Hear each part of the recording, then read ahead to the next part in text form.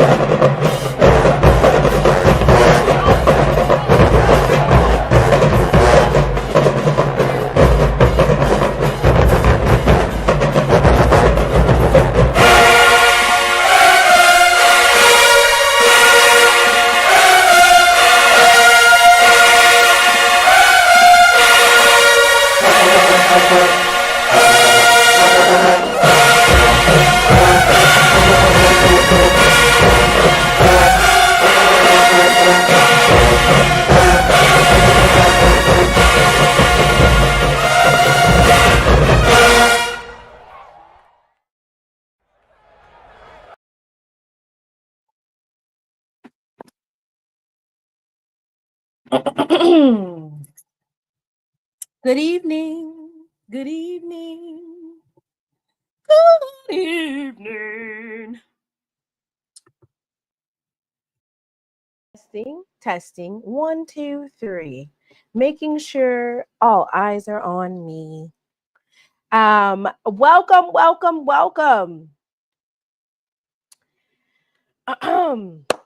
Y'all go ahead and share the live. Share the live. To anybody that's in the SWAC or the MEAC, go ahead and share the live because I don't want you to miss any of it. And we're going to just delve right into it, right? I don't want you to miss any of it. So, yes, have your tithes and offerings ready. So it is the season 2 premiere of SheLovesSWAC. So you guys know I have SWAC Saturday. Thursday night lives are SheLovesSWAC. And then Tuesday is basically SWAC Saturday on a Tuesday. because more than likely we'll be recapping the various games that took place on that Saturday. So now y'all asked me to bring a guest on tonight, and I obliged. So I reached out to them. I went in their DMs and said, "What's up? Would you like to come on to the show? Would you like to come on?" Just a disclaimer. This is North Carolina Central versus Southern. So by all accounts, I don't really have skin in the game other than the fact that we are SWAC and we want the SWAC to carry on that tradition, 3-0 for the MEAC SWAC challenge of winning. And so if you're from the SWAC, aren't y'all rooting for Southern to win? Not according to these votes. It says 67% of y'all are voting for North Carolina Central, and that is a shame. Y'all got to go for the home team. But nonetheless, I'm going to bring on my special guest. And Mr. Ford might come on tonight. He'll say drop the link. As far as like anybody else coming, you can come on after the conclusion of me and my special guest analysis, our back and forth. Then we'll open up the stream. I'm trying to keep it at 2 hours. So for the most part, we're not going to do all the other stuff that we normally do. All right. So let me bring on my esteemed guest, and I'm going to let him introduce himself. None other than Southern's very own Perry White. Why so serious at the end of that? I just gave you a great introduction. I appreciate that. Yeah. Y'all.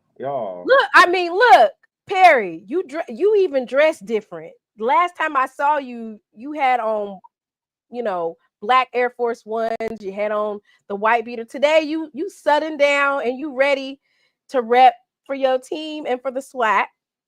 I see what you're doing. You throwing little shots. Don't look.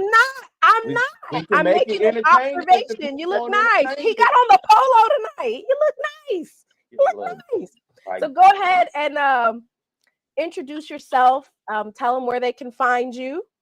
And whatever you would like to say for your little introduction. So I'm gonna take it slow tonight, because as you said last time, yeah, everybody thought we was beefing or whatever else. But look, it's strictly for entertainment purposes. So I want people to understand anything that you hear tonight, strictly entertainment purposes. There's nothing personal between her and I. This is all for you guys to click it, share it, and talk about it later in the comment section. But of course, like she said, I'm Perry White. I'm the host of the Jaguar Journal on 107.3 FM in Baton Rouge, Louisiana. You catch it every Saturday morning from 7 a.m. to 9 a.m., as well as follow across all social media on X, Instagram, Facebook, on YouTube as well, Apple Podcasts, and Spotify. So you guys want to keep up with it, as well as On the Yard Network, which is my own personal thing as well, across all social media and YouTube also. So thank you for having me. Going on. You got a lot of stuff going on, y'all. Make sure I don't know if you're multitask. You could probably drop it in the comments. I don't know. Can you copy and paste it? Your YouTube? If they can look it up, Okay, Jaguar Journal, y'all. Here, let me type it up for y'all. Jaguar Journal and On the Yard Network. And On the Yard and On the Yard. So they probably hate me on your channel, don't they? Why would they hate you? We've been on your ass like we beat you like 6 times. Last time I came on here, they swore like I was against women in sports. You was getting a little out of pocket, telling me that you want to talk jet sweeps. You wanted to give me a quiz off of all those different play calls that you memorized off of Madden. You wanted to, you was trying to quiz me on the Madden 2022 or something. You see you your know, little shot? licks That's and why I stuff. did it last time, because I mean, people hey, they don't catch your little shots. I do. I hear it, and then when I hear it, I'm like, all right, I hear you like the kid in the class that say little stuff, and then when somebody say something back to you, everybody like, why you saying something to her? You picking on her? No, that's not the case. Y'all missed the little shots that she say. I was not taking a shot. I You was just put the just, shot right there. Talking about my little there's play a off lot of of magic. experts in the HBCU spaces, and they like to quiz you on vocabulary. Oh, okay, my okay. You know you want to fool me on some stuff. We can always go to class if you like. Oh, I get with the best of them. I get with the best of them. So, I, just like last time, it's only right that I allow the guests to start and then we go back and forth. Basically, me and Perry, we picked out 5 players, 2 on defense, 2 on offense, and 1 ace in the hole that we feel like is gonna do something tonight. Hold on. Before we get started, Mm-hmm. how's your day going? Oh, that's great. Thank you so much for asking. I'm much better. I had a cold the last time I was on here. I still got a little bit of it, but I feel great. How was your birthday? Oh, it was beautiful, beautiful. I was so blessed. Everybody, they really blessed me. The viewers of my channel, they really blessed me. I felt really blessed and appreciated. I really You did. like Dr. Umar, you say hit that cash app. Yeah, donation. Yeah, hit the cash app.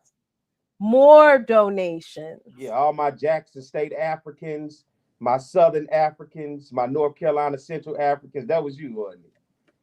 No, I don't think they were African. Hit the cash app, he say. So I understand, man. I'm glad you had a good birthday. Yeah. How old are you these days? How what? How old are you these days? Are you serious, Perry? Last time you wanted to know where I was from, the county, the state, the city. Now you asking me my age. I am blessed and highly favored, and that's all I'm gonna say about that. Well, what year you graduated high school? That'll help me out. Why you always trying to figure out how old I am? My bad. Okay, all right. You don't want to tell nobody know my age. You don't want to tell nobody. I'm as young as I feel. I'm as young as I feel and as good as I look. There we go. You feel? How old you feel? I feel great. I feel young. Forever young. I wanna be forever young. Yeah. Do you really want to live forever? All right, Perry. You stay asking all these questions. I just asked what year you graduated high school. That's all. You over here trying to get it, ain't it? All right.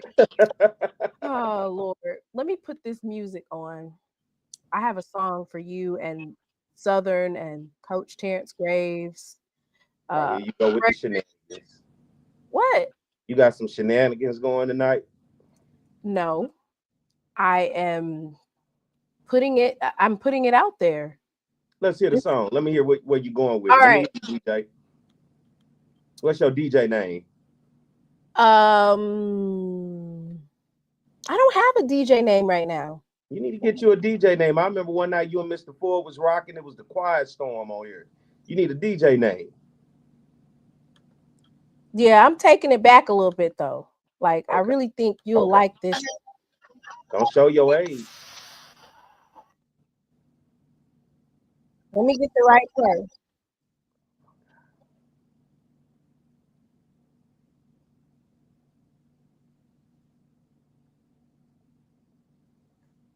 I got it, y'all. Just sing it then. Oh, I love singing, right? Go ahead, sing it to me. You definitely not gonna keep me from doing that. I always sing it to me then. Let me hear it a cappella. I'll sing it. Okay. That you definitely not gonna keep me from doing that now. I love singing.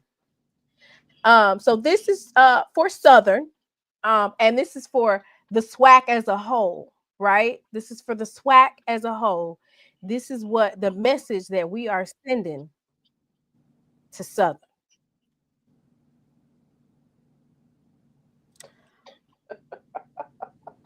I'm depending on you to pull the family through.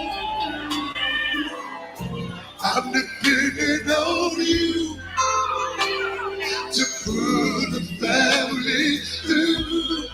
Do you know that song? I know about the Canton Spirituals. Yeah. You know about the Canton Spirituals? Mississippi Mass Choir, all that. My man, Reverend That's what James we Ford. are doing here tonight. Huh? We're depending on you to pull the family through. Okay. We're dependent on you. Yeah, somebody was in that Sunrise Choir. Pull the family through. Come on, SWAC. Yeah. That's Hey, that Sunrise Choir we used to call the youth choir on. Yeah. Hey, Mr. Ford. Hey, how y'all doing? Hey, Perry, what's going on, man? Mr. Ford? Listen, contrary to what you said, I'm a big fan of yours. I've told Miss Timona I want her to have a show on the SWAC TV, but I would like for you and Blue to have a show together. I think that you and Blue are a great combination. I don't know if you notice, I listen to you every Saturday morning. I go and yeah, I really enjoy you. You know, I really loved you had that sister with your name, Brandy. Was that right? Yeah, Brandy Harris. Oh, I loved her. Where is she? Brandy ended up leaving Baton Rouge and she went to the New Orleans market and she's now working down there with one of their major networks with the news, local news in New Orleans. Listen, y'all were a great pair. Y'all were a great pair. But like I said, I really would like for you and Blue to have a show on that SWAC TV. I really would. That's what I'm about. But contrary to what you said, I'm a big fan of yours. I listen to you early in the morning, and I listen to Carlos. And Carlos Brown. I listen to him at 12. He comes on here in Georgia at 12 o'clock. So, well, yeah. Let me tell you something, Mr. Ford. Hey, uh-huh.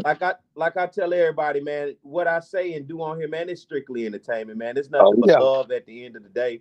It's entertainment for the people. That's all we do. We do it for the people because the people don't want you to come on here all proper and buttoned up, you know. Right. Yeah, they like a little drum. That's what T come on here and do. She know how to stir the pot just enough to get the ingredients in there for them to come back and say, man, I have some more. Well, let me tell you this, Perry. Your band has come in already got the city talking. The jukebox went around to some of the schools here in Atlanta, and they already talking about them. They done turned it out already. I got a couple of my friends. Yeah, the jukebox was at some. I know they was at Frederick Douglass High School. I don't know how many schools they visited today, but I know they did visit a number of them. They got the city already talking. So that's who I came here with. So I do work with the media team with the band as well. So we the first stop was Pebblebrook and the second stop was Frederick Douglass High School. And I stayed behind to do the show with her. They were at Tri-City tonight. Okay. So, yeah. Yeah, those are some good bands. That guy at Tri-City really does a good job. And the guy at Tri-City, one thing I respect him for, he gets those kids scholarships. And a lot of them kids get scholarship to SWAC schools too. I really like that about him. Yeah, recently just won an Emmy doing a documentary on the band. So, you know, it's called The Hidden Sport. Had an opportunity on the national stage to tell the story of not only Southern's band, but HBCU bands for a community of people who not only not know about HBCU bands, but football and athletics. So brought it together for people to get a chance to see what it is in this cultural space that we're in that a lot of people often over time, you know, don't get a chance to see or experience. So, man, you know, we've been getting great feedback from it. And, you know, the idea of even winning an Emmy from it, you know, it's been a great honor and a pleasure to be able to tell the story of what we do for people outside of our space to understand what it is that we love so much. Well, now, Perry, let me ask this question. Why is it that Southern does not have a museum for their sports and a museum for their band? So that's a question I don't have an answer for, but I do believe in this master plan that they have. They unveiled a $700 million master plan to revamp some buildings around the campus to try to take the campus into the future. And within that Okay. master plan, that museum is a part of that. So telling our story and revealing our history is Right. going to be a part of the future and what Southern is looking forward to doing as a part of that master plan. Well, let me ask this: when are we gonna name a building after Dr. Isaac Griggs? He already has one, the Dr. Isaac Graves Band Hall. Oh, okay. All right. I'm sorry. Matter of fact, he was the first person in Louisiana history to have a building named after him while being alive. How about that?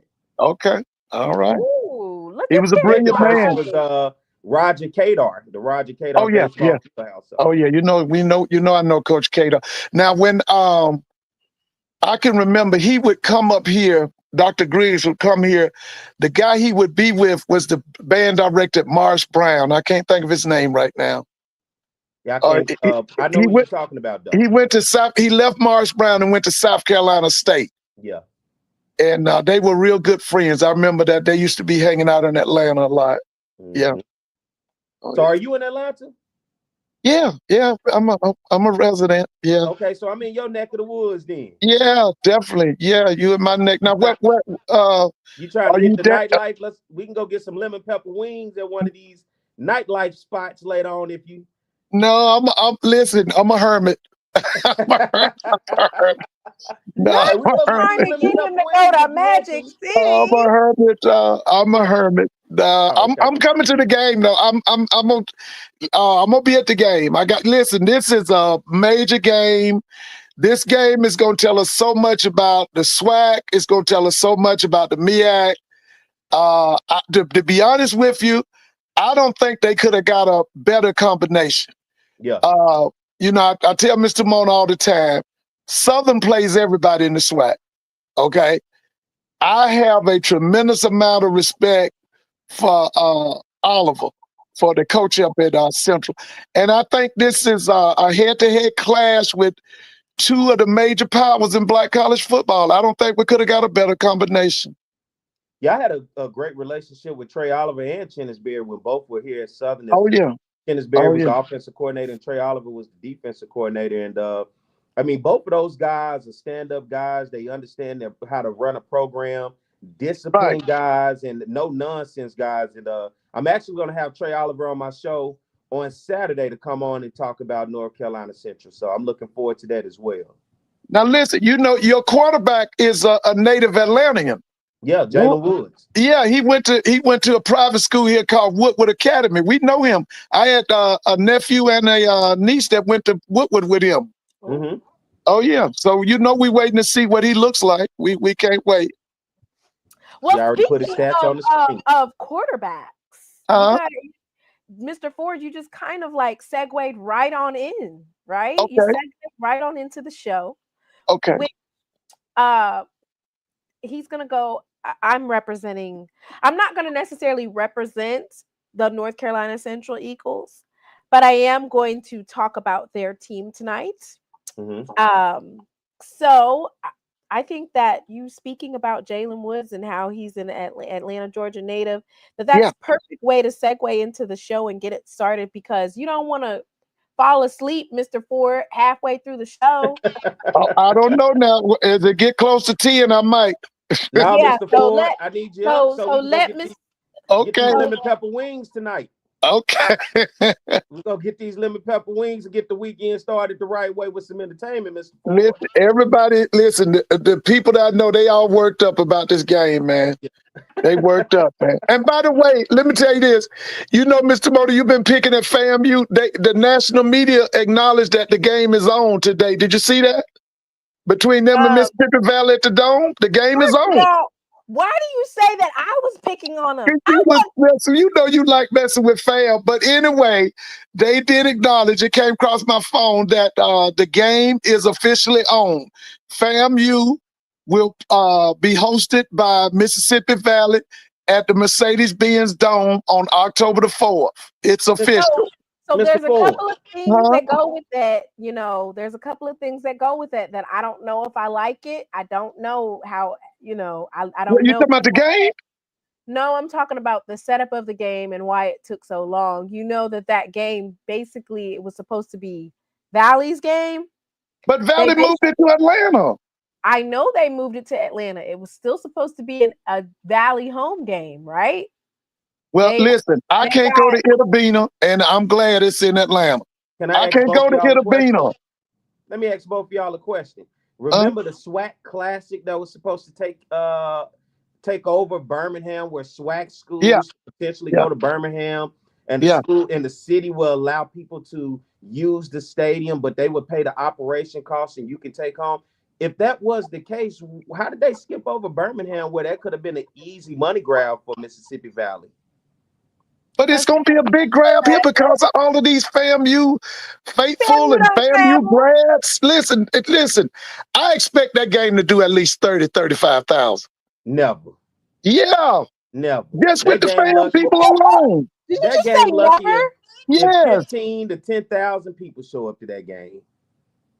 Listen, wait a minute. That's just Name like me a saying that. Valley Wait a minute. That's Classic. like saying Saturday's game is going to be 10 to 15. Listen, everybody knows if you bring Jackson, Southern, FAMU to Atlanta, that's a big crowd. They should That's a have big did crowd. The Mr. Ford, they matchup should have has done that to. at the Georgia State or Georgia Tech or something. They should not have Well, done now that. let me just say this. Let me just say this. Both of those are nice states. Especially now, I love Georgia Tech. You know, I grew up. You know, when I came here to go to college, I had a chance to go see Georgia Tech back in the Pepper Rogers day. Let me tell you something. That Georgia Tech stadium is really nice. But this stadium that they got over here at Georgia State, where the game's going to be Saturday, that's a really nice stadium too. Right, I and they love could both of have had those it stadiums. there where it's smaller so that Well, listen, anytime you get a chance to play in that Mercedes-Benz dome, I ain't got no problem with it. I love sitting up in that dome. It's gonna be you and a few people. It's gonna be empty in there, Mr. Ford. No, Perry, listen, y'all just trying to listen. Let me tell you something. Anytime you say Jackson, Southern, and FAMU, that's a lot of folks, man. That's a Well, the lot of that's people, their matchup man. has to value. be And there, I'm Mr. gonna tell you Ford. I something. mean, Hey, listen, I've been watching them people come. Well, actually, you know, FAM predates me. You know, see, FAM had a real serious rivalry with Morris Brown back in the day. I know y'all don't know nothing about that, but let me tell you this. I can remember when Southern would come here. Let me see. This was in the 90s. This was before Pete Richardson. This was Gerald Kimball. And you remember Gerald Kimball? I I think his name. used to do the radio broadcast with Gerald Kimball. He Listen, lived up in Gerald and them used to Shreveport, these days. listen. Now Gerald didn't do what he was supposed to do at Southern, but one thing he did do, he did carry a big crowd. He carried a big crowd. Now Jackson automatically, you know, the people are gonna come out to see Jackson. All right, Florida A&M has deep roots here. Okay, deep roots here. So I don't know where y'all coming from with that, but you can expect 30 to 35,000 when FAMU comes here against Mississippi Valley.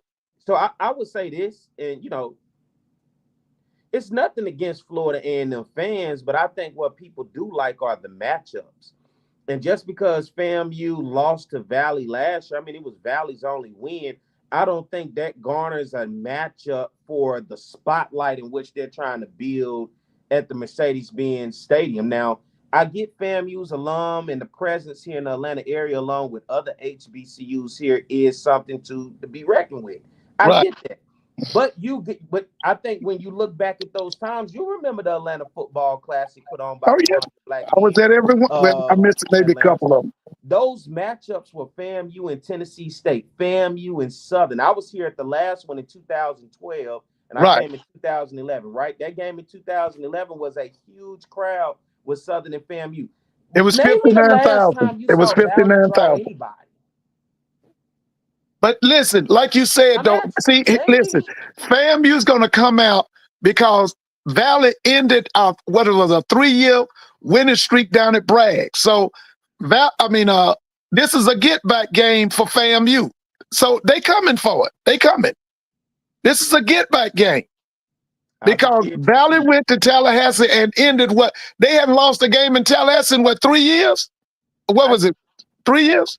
Yeah, I mean, I just don't think, for me personally, right? And I respect your opinion on it. I just don't think there's an interest there, which is why they stalling out on this. Doesn't it seem like they stalling it? It just, to me, if this was just people didn't sign the contracts. They just didn't sign the contracts. That sounds like they stalling to me. Listen. Well, hopefully all of them are signed. Yeah, the contracts are signed. I'm telling you.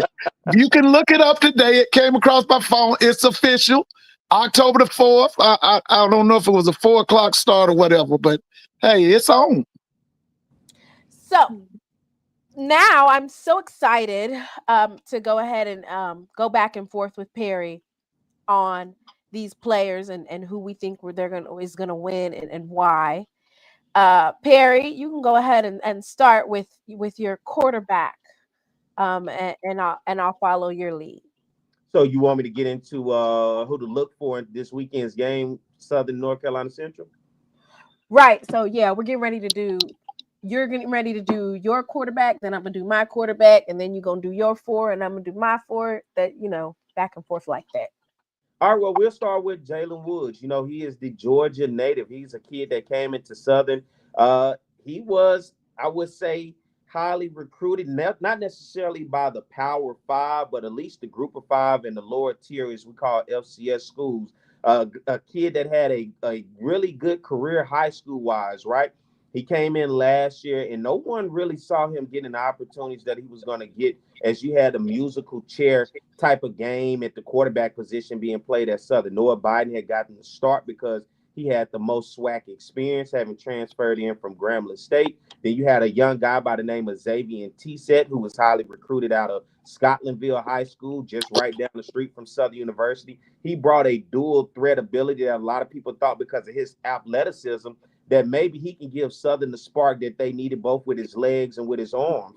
And after going through that experiment throughout the season with both Noah Biden and Xavier Tset, ultimately, what did we find out? We found out Jalen Woods was going to be the guy that was going to get his call. And when he got his call, he did nothing but win games. He was undefeated as a starter at weak Southern Cat towards the end of the season, beating Bethune-Cookman, beating UAPB, as well as Grambling. He suffered a concussion in the Bayou Classic against Grambling, so he did not get a chance to have a play in the SWAC championship. But one thing I like about Jalen Woods in his short time at being a starter at Southern is you see his stats right there on the screen. 541 passing yards, 4 touchdowns, 3 interceptions. Now, those 3 interceptions are tough when you look at touchdown to interception ratio. But what he did do, aside from Noah Biden and Xavier Tset, along with the run game, he gave Southern the best opportunity at the explosive play down the field, because Jalen Woods, aside from the other quarterbacks, is a pocket passer.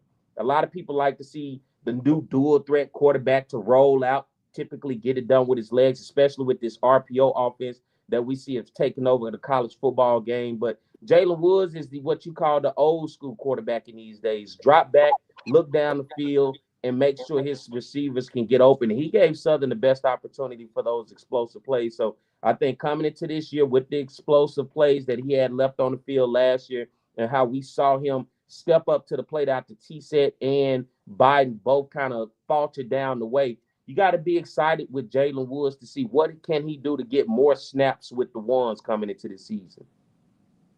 So of course, a part of this is, you're going to ask me some questions when I make statements, and I'm going to ask you some questions.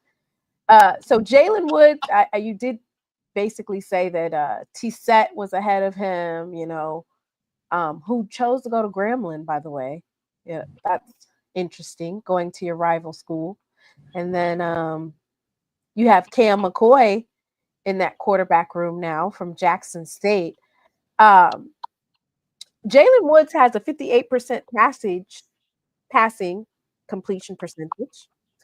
And then he only had 4 touchdowns, but he also had 3 interceptions. Do you think that he's developed over the summer? Have they worked on that development-wise, on reducing the interceptions? Or Yeah, I think so, because anytime that you're dealing with it, and you talked about it when I saw you talking about Shedeur Sanders not too long ago with Cleveland, it matters the snaps that you get with getting those first team reps compared to anything at the drop off after that. Jalen Woods last year did not get a lot of first team reps as he played behind Biden and T-set. So towards the end of the season, you had to allow him to grow into that role. And with a young quarterback comes mistakes. And we see that all the time. You have to be able to get that young man in and to get game speed, to be able to slow the game down for him. Because there's a difference between practice to game speed and being able to get out there and be able to read what you see and be able to process it. And I think for Jalen Woods, we saw the growing pains with that. He's a young guy, but he also had to have his growing pains. He had to slow the game down, process what he sees. And I think in the spring, because he is the guy, the only lone quarterback returning from last year, you gave him a lot more reps at the first team to be able to give him a chance to be able to get those reps and get comfortable as being the guy who we seem to want to depend on this year. So now my next question is about the offensive coordinator matching quarterback. You know, a lot of times we see offensive coordinators and they try to basically fit the quarterback to their offense instead of fitting the offense to their quarterback. And Mr. Ford, you can answer this one as well. But Perry, do you think that your offensive coordinator knows Jalen Woods' strengths and weaknesses and will develop the offense to his strengths versus trying to make him do something that he might not be able to do? Like you said, he's not really necessarily a scramble type of quarterback. So do you think that your offensive coordinator will be able to do that this year? I sure hope so, because last year, Mark Frederick came into this program with 3 quarterbacks he did not recruit. And so the fact is, he didn't recruit these guys. Did they fit the style that he was looking for? I think early on, he wanted to give everybody an opportunity. But as I said before, getting those reps, Jalen Woods was limited behind those guys getting the most reps at first team. So for me, looking at this, I would like to hope so that now that he has a better, as they say, sample size of Jalen Woods, he gets a better opportunity now to see what's his strength and what his weaknesses. And I hope moving forward that the play calls do go along with Jalen Woods to make him comfortable, because every quarterback's best friend is a tight end. And Southern has a damn good tight end in Dupree Fuller, who was all SWAC second team. And so if nothing else, if you can't find nothing else, you can check down and dump it off to the tight end. And along with a run game that I think that you saw last year that Southern really wanted to establish. Now you look at the running backs in that room. Southern has a stable of running backs to go along where Jalen Woods does not have to put it all solely on him. He has an offense, and if this offense can be balanced from the play calls from Coach Mark Frederick, then that will give him a better opportunity where he does not have to be the playmaker. He just has to be more so of a game manager. And it's okay to be a game manager. Make the plays when you need to make them, but also rely on the talent that's around you. And I think at the end of the day, that's what we're looking for out of Mark Frederick. Will he be able to have this offense balanced enough from the passing and the running game? Mr. Ford, what do you think about Jalen Woods and the offensive coordinator? Okay, let me just say this. If Southern University had a competent offensive coordinator, they would probably, if not win the SWAC, be second in the SWAC. That's what's holding Southern back from being the premier program in the Southwestern Athletic Conference. Now, the best thing about this Woods kid is that he's under the direction of Coach Fred McNair, who played quarterback at Alcorn, who knows the game, the family history. That's the great thing about it. But I'm going to say this again, and I know y'all want me to go off about it, but I've said it over and over again. Southern is in the same position that LSU was in before the coming of Nick Saban. Now, if any of you know LSU history, before Nick Saban got there, they were a sleeping giant. They were always putting all these players in the pros, but they was always losing unnecessary games. Now, they actually did have a real outstanding coach before Saban got there. His name was Bill Arnsbarger. Perry, you remember him? Mm-hmm. He was a really great coach, man. I was all into him. I thought the guy was a genius, man. But I'm going to say this about Southern University. They are being held back by one coaching position, and that's offensive coordinator, okay? And once Terrence goes out and get a championship offensive coordinator, Southern is going back to the 90s. Mm. Mm. Mm. Back to the 90s. They're Mr. going Ford. back to the 90s. Well, Perry White just beautifully introduced Jalen Woods to us, and he told us what he expects from him. And so of course I gotta do Walker Harris. I gotta, I can't have it one-sided. Everybody knows that I'm rooting for the SWAC to win because I want us to continue that streak. But I have to represent and talk a little bit about Carolina Central. Mr. Ford, I'm sure you'll be ready to put in your 2 cents about North Carolina Central. I have a lot of respect for them. All right, so we have Walker, Texas Ranger Harris. Interesting enough, I actually followed Walker Harris for some time last year because I was doing the quarterback club. So I'm familiar with Walker Harris. So when we talk about pocket passing, Walker Harris is definitely a pocket passer. I mean, he that's his name to the game is definitely pocket passing, and very evident by his stats when you look at how many rushing yards he had. It was in the negative for last year. So that just goes to show you, like, oh, okay, he's definitely not a quarterback that is going to scramble. But to that point, that's probably why North Carolina Central has the best offensive line in the MEAC. I'll say in the MEAC, right? I'm not going to put it out there and say the best in all of HBCU football. But I will say that the MEAC, they're the best O-line in the MEAC. So Walker Harris, he's a redshirt junior, 6'1", 195 pounds. He's from Wake Forest, North Carolina. And one thing that I pulled from going over North Carolina Central is that all of their heavy hitters are from North Carolina and South Carolina. And most of these young men did not transfer in, meaning they came from basically, they've been in this program for quite some time. So in 2024, in terms of rushing, he has negative 20 yards on 57 attempts. Negative 20 yards. He did get 2 rushing touchdowns last year. So, but he averages, or last year, negative 6.7 yards per game in terms of rushing. So you're not going to get a rushing quarterback in Walker Harris. He's going to be passing. 61% passing rate. He had 1,882 yards, 18 touchdowns, 6 interceptions. And this is to Southern's advantage, right? Lots of tapes on Walker Harris. I was able to see him at the, was it Orange Blossom Classic last year, Mr. Ford? Yeah, he put on a show.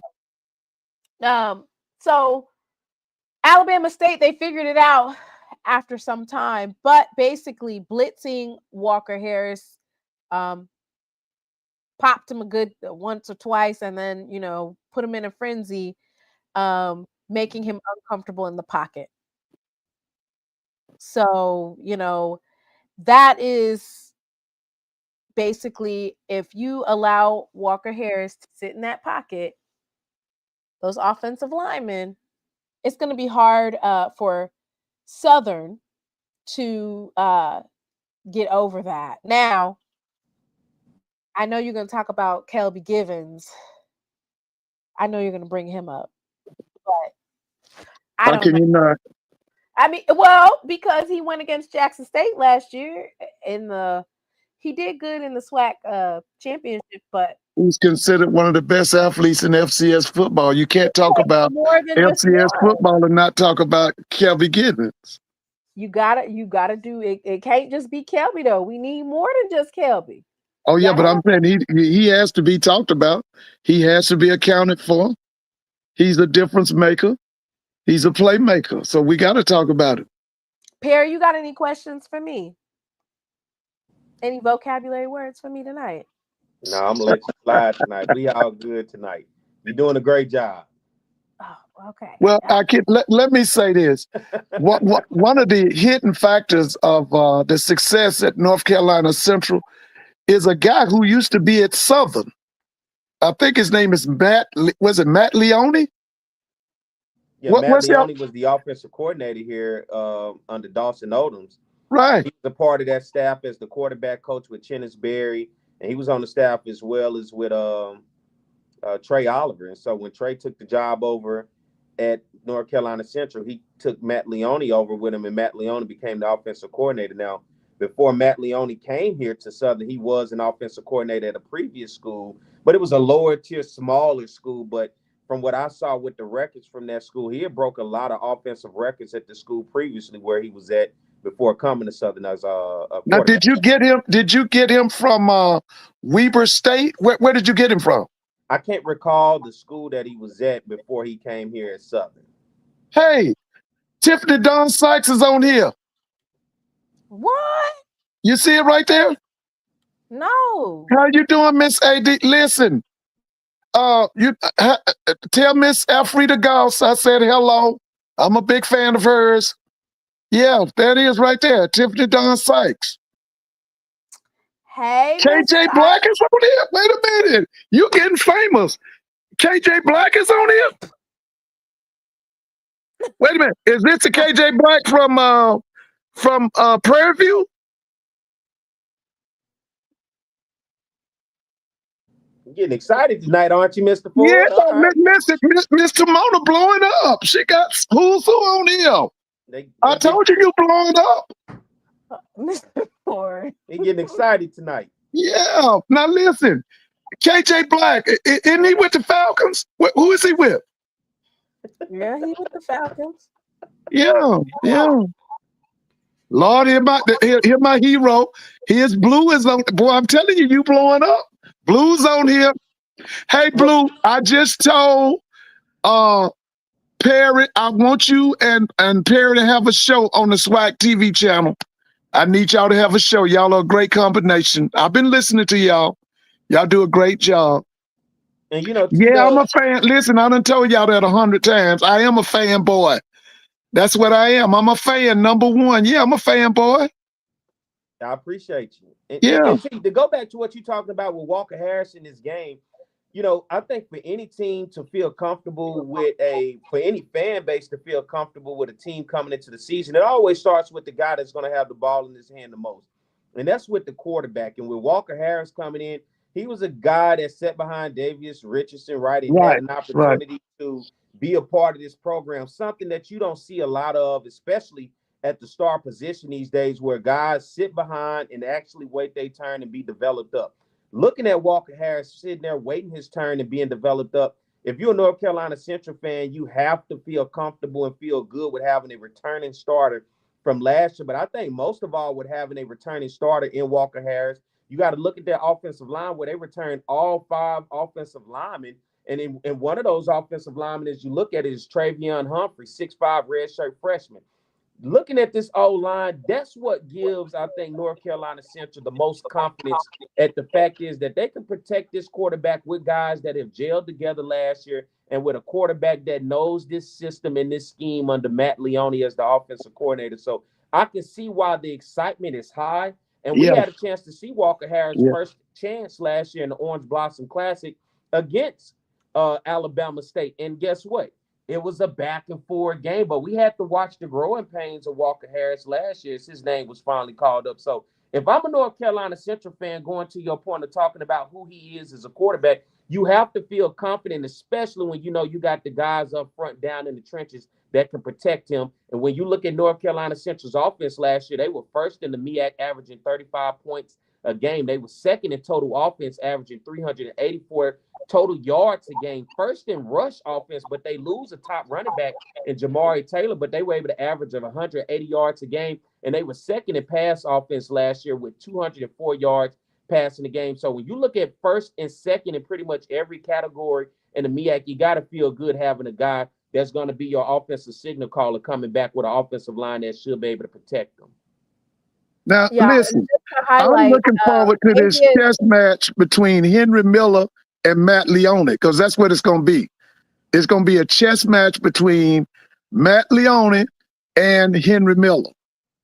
Henry going to come up with his defense, and Matt's going to come with his offense. Because one thing I'm going to tell you Matt going to do, Matt going to make a lot of on-game adjustments. Whatever y'all take away from it, he coming a different way. He's going to come at you with a lot of formation. Huh? Davius Richards is actually the quarterback coach now. Yeah, yeah. Like I said, it's going to be a chess match between Matt Leone and Henry Miller. I'm looking forward to seeing it. So now we're going to the meat and potatoes of the show, which is basically I had Perry pick out. Well, we already had, of course, our quarterbacks, but we have one other offensive player, and then we picked out 2 defensive players, and then an ace in the hole. An ace in the hole. So I'm gonna go ahead and pull that up, and we'll go through that. And let me say this: it is. I know Brandy. Hey, Brandy. I see Dr. Kanisha's Texas. Hey, Dr. Kanisha. What about Miss Whitley? Is she on here tonight? If you are, how you doing, Miss Whitley? Good evening. Hey, everybody else, Mr. Ford. Hey, everybody else. Hey, Dr. Kanisha. And by the way, Dr. Kanisha, how many of y'all marching at Howard?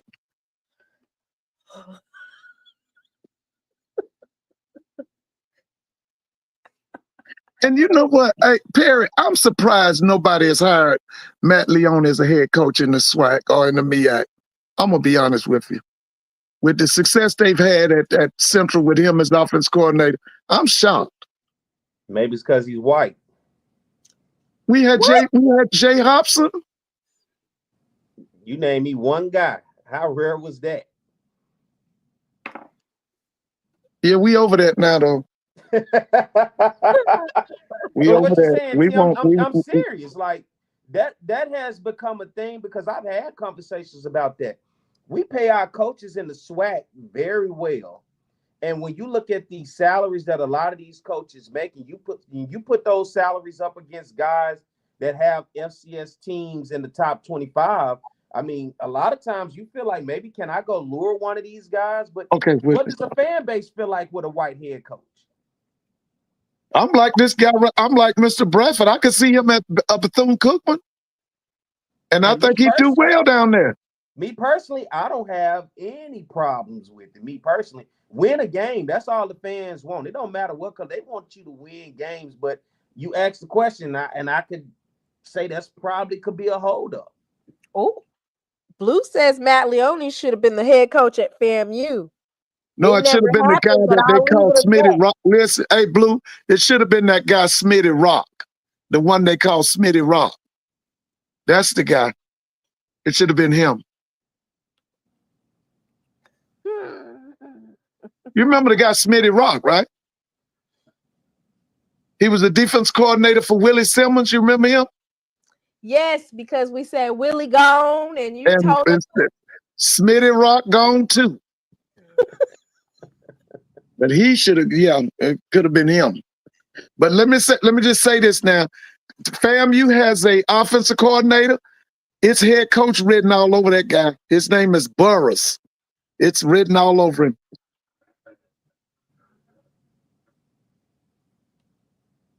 Smitty is now with Willie Simmons down at that's called Florida International. Isn't that right? Yeah, Florida. Florida International. Yeah. FIU. Oh yeah, FIU. Yeah. Smitty's down there with him. And so is Joe Henry. Dr. Kanisha said we're about 5 short of a 50-piece, Mr. Ford, in terms of the band. Lord. But anyway, Now, Dr. Kanisha, y'all can't brag about nothing no more. I'm barring y'all from bragging on anything. Tell Jay Walker to shut his mouth. Mr. Ford, not in front of the guests. Yeah, it's all good. It's all good. I don't want to hear nothing Jay Walker got to say. I don't even want to hear nothing about his give me 5 nothing. He ought to pay for 50 pieces.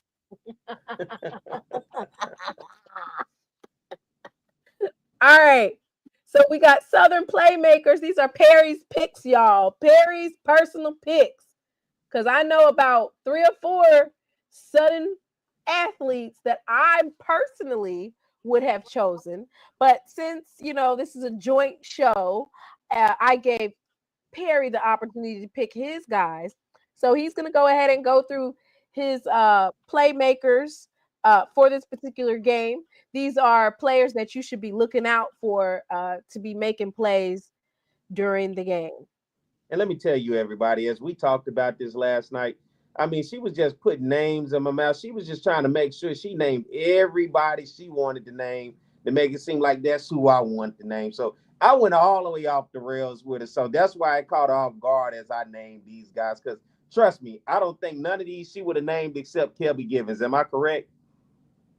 Oh, definitely. I had Trey Holly. I had Trey Holly. I mean, but I'm going to start with Dupree Fuller, tight end, Southern University. He's a guy, I think when you look at Dupree Fuller and what he brings to the table, he's second team all SWAC from the tight end position. When you look at last year, Darren Morris was the leading receiver for this Southern University ball club. But you factor in Dupree Fuller, big guy. When he steps off the bus and you see him in the uniform, he looks the part. Second best hands on the team aside from Darren Morris. And I think if Southern can get a quarterback that's comfortable enough to put the ball around, and if they don't see anything down the field to check down to that tight end, Dupree Fuller can be a matchup nightmare for a lot of defenses around the conference, in which I like him. 370 yards last year and 2 touchdowns. Next, you look at Kelby Givens, of course. 12 sacks, 21 tackles for a loss. He is the preseason defensive player of the year in the conference, and he's the Buck Buchanan Award watch list. He is potentially one of the best defensive players, if not, if he can have the breakout season that we're looking for, the best defensive player in all of FCS football. And I mean, he is a menace. You have to watch out and account for him at all times on the field. And I'm pretty sure North Carolina Central's offensive coordinator, Matt Leone, is circling him every time saying, hey, we got to make sure we contain this guy where he does not put pressure on our quarterback. Then you go to Vincent Page Jr., who is now changed his name to Vincent Sullivan. Here's a guy with 44 solo tackles last year from the linebacker position. He also made all SWAC selection this year. He is a guy that I think can grow into his role from that defensive linebacker position. And it's a guy I think everybody aside from Kelby Givens that people are paying attention to. I think that's a name that you're going to really hear stand out come Saturday from Vincent Sullivan, who was formerly Vincent Page Jr. And then how about this young guy, Nathan Zimmer, the kicker coming in from Southern University? He has played for Central High School right in Baton Rouge, Louisiana. Central High School won a state championship last year in the state of Louisiana. He is a kid with a big foot. And I think for Southern, when you're looking at special teams in which Southern has seemed to have been struggling with over the past couple of years, he is a beacon of bright hope for Southern to be able to get those points on the board. And I think that could be a deciding factor as the season go on. If they would go as far as Nathan Zimmer's leg can go, especially if we have those issues with the offense that we had last year with stalling out and not being able to get points on the board. But if you do get down into territory, you're looking for Nathan Zimmer to be able to put points on the board. Right now, his range is at about 45, but he's a young guy, and as he continues to develop, be a part of this program, I think as you see him as a kicker, he will then begin to be more of an impact player, just like you see last year with Jackson State and you guys kicker. You realize how important it is to have a solid kicker to be able to be on your team, because special teams does matter. And a lot of times I think we get so caught up in offense and defense, we do lose track of our special teams guys. And Nathan Zimmer is one of those guys, the wild card factor, that I think could play a big role, especially in those close games. So I'm just gonna push back a little bit on Kelby Givens, right? Best defensive end possibly in all of FCS. This is going to be a really big game for him. Just because production, this is his Jordan year. He needs to produce. We need to see those sacks. We need to see the tackles. We need to see you getting through the offensive linemen. And North Carolina Central has one of the best offensive lines in the MEAC. So this is going to be this is a big game for him. Do you think that he's going to rise to the occasion? And I know you put out these picks, but who do you have helping Givens? Like, who is helping him on your team? When you look at the defensive side of the ball, I mean, any game what you look at this level is going to be made in the trenches. You know, when you look at these non-conference FCS matchups, it's always down in the trenches. You had in a guy down on the D-line position and Darren Scott and Jerome Wallace, two guys that I think can disrupt. Because what's going to happen is Kelby Givens is going to most likely see a lot of double teams, and it's going to open up the door for somebody else to step up. And that's what you're looking for out of one of these inexperienced guys, because Southern lost a lot of talent from in the trenches on the defensive side of the ball last year. So it gives the opportunity for a guy in which we may not know his name or be accustomed as a playmaker for Southern. It opens up the door for somebody to step up. And I think with Kelby Givens going to get a lot of looks in terms of double team, it should give somebody else an opportunity to step up. And as I'm talking about from that D-line position, to be able to disrupt and try to cause some pressure, to disrupt and make that quarterback Walker Harris for North Carolina Central a little uncomfortable back there. And that's what it is. He's going to be Kelby Givens regardless. One thing about that young man, and I've watched him throughout his career, he's great every time I see him play. Now, when I was coaching and we went up against guys like Kelby Givens, we went directly at him. We would slide the line. We would double team them. We would trap them. We would option off of them. So, but I expect him to have a great game. And but I'm gonna say this: Matt's gonna come out now. Matt's gonna have a game plan for him. I'm gonna tell you, he's gonna have a game plan. Like you're right, brother Major Bullet. You're right. He has a motor. See, his physical attributes is not the greatest thing about him. It's his mind. He doesn't take a play off. He plays hard every play. I've watched him. And I don't expect any difference Saturday night at Georgia State. Okay? But yeah, that's why I was telling y'all earlier, I'm looking forward to see the chess game between Matt Leone and Henry Miller, because it's going to be a chess game. Because listen, from what I'm hearing, and I know that Perry knows, as far as their recruiting this year, that's what they went after. They went after defensive linemen and they went after offensive linemen. And just because you take Kelby out, I don't think that's going to stop that defense at Southern. Okay, I mean, look they at got some players coming in from last year. I mean, Southern's defense over the past 3 years since Coach Henry Miller has been at Southern has been not necessarily the top in the conference, because we've seen Alabama State and Jackson State both go back and forth. But Southern has been right there. You look at last year, Southern's defense was third in scoring defense, only allowing 16 points a game, third in total defense, 300 yards a game. But where they struggled was fifth in rush defense, giving up an average of 148 yards a game. But they were number one in the conference and first in pass defense. And not only first in the conference in the SWAC, they were fifth in all the FCS, giving up 152 yards of total passing yards last year defensively. So now, how many defensive linemen are on the roster right now? In terms of the depth, I'm not sure. I have not quite seen the final roster of who's going to be lined up this weekend. So are you 3 deep on the defensive line?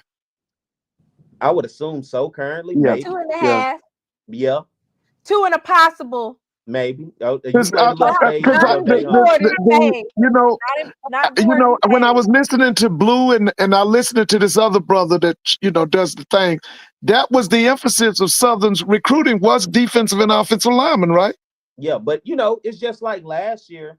It was a slow start looking at the offensive side of the ball because defensive lineman was the experience. The offensive line was the inexperience, and it took time for that to gel, to tweak the roster. And then as you saw the season go on, it started to work a little bit better. Now you look on the other side, offense is coming back with the most experience, and it's going to be the defensive line this year with the inexperience. So these guys are going to have to gel and get it together and figure it out. But I do believe they did go out and find the talent that they feel that they want here at Southern. Now it's to see that when them getting punched in the mouth against a 5 offensive linemen returning from last year, this is going to have to grow up quick and fast on national television with this D-line.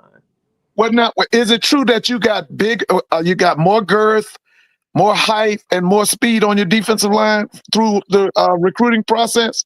Because I had heard y'all when it got like 6'4", 6'5", 290, 6'4", 6'5", 280s. I say we have those, as we call those, space fillers. As my man back in the day, Pete Richardson used to call them squatty bodies. That's what we right. So we got some space fillers, and that's what you look for. I mean, that was like a guy last year in Willie Miles. He was a space filler. I mean, yeah, I remember he was Willie. a guy that had a hustle about him. He wasn't the biggest guy. He wasn't, the most sought out recruited guy, but you can't take away heart. And if you get those guys that can play hard for you and have that hustle and heart, that's what you look for on this level when you get those undersized, a lot of times under-recruited defensive linemen. What you for? A lot of talking. Come on, Miss NCCU. Wait, who the what? You Miss NCCU. Come on with it. No, I'm not. No, I'm not. No, ain't no eagle in here. Ain't no eagle in her. She ain't got no eagle in her now. Not now. She ain't got no eagle in her. Soar. All right. She's a blue Bengal. A blue Bengal. Tiger. Every day and twice on Sunday. All That's right. So this is SheLovesThee selections, of course. These are the North Carolina Central playmakers, or as Dr. Kanisha famously calls them, the pigeons. Now look, when I put these matchups together, boy, Southern got we're depending on you to pull the family through. Y'all gotta say a prayer for Southern. I looked at North Carolina Central's team and I was like, Lord, please help Southern to pull out this win. Please. So these are my selections. I mean, Noah McKinney. Oof. Oh. And you know what's so what I found interesting about North Carolina Central is the development of these players. All of these players that are currently on my screen, number one, they're either from North Carolina or they're from South Carolina. That's first. Secondly, they've been in this program. So when you talk about building a program, getting these young men who've been here for quite some time, you're talking about being able to gel. You don't have to necessarily make them gel because they've been playing together. He was a freshman in 2022. So it's that Celebration Bowl, ain't it? Yeah. And now he's a senior, developing. I'm gonna show you his development pictures because it's like. And Mr. Mona, the other thing, please don't forget, look at where he's from and the high school he came from. That high school is a perennial powerhouse every year. That school usually send kids to the ACC and to the SEC. That Burns High School, Duncan, South Carolina, that's a perennial powerhouse. That's they play a national schedule every year. Came in at 6'4", 295, dropped to 6'4", 285. Senior year, he's 6'4", 300 pounds. Oh, yeah. And he's been developing in the Trey Oliver camp for quite some time. And by all accounts, the difference that this game is going to hinge upon is Southern's defense versus North Carolina Central's offense, and more importantly, North Carolina Central's offensive line versus Southern's defensive line. It's something to discuss, which is Noah McKinney. He's the center, but he's on MEAC's 2025 preseason first team is Noah McKinney. And then I want to say they have 3 offensive linemen on the MEAC's first team and a tight end. Yeah. That's how much depth and quality players that they have. So it's an uphill battle for Southern. Like I said, we're depending on them to pull this out, though, right? Luke Bracey is also on All MEAC first team. He's from your neck of the woods. That's Rock Hill, South Carolina. Isn't that right outside of Charlotte? It is right outside of Charlotte. It's not necessarily my neck of the woods. Yeah. But yeah, he's on the first team as well. 6'4" tight end. He went to Rock Hill High School. He in 12 games for the Eagles in 2023. He caught 7 passes on the season for 98 yards and 2 touchdowns. Now, I will say this, when you're in the MEAC, there's a couple of teams. Well, I'm not even going to say a couple. For the last 2 or 3 years, or maybe even longer than that, there's a couple of teams that are kind of like throwaway teams. Do you know what I mean by that? They're like automatic wins. So it was Delaware State, Norfolk. Like, the level of play there, it was not high level in terms of it being hard to beat them. And with that being said, you didn't have that much to overcome.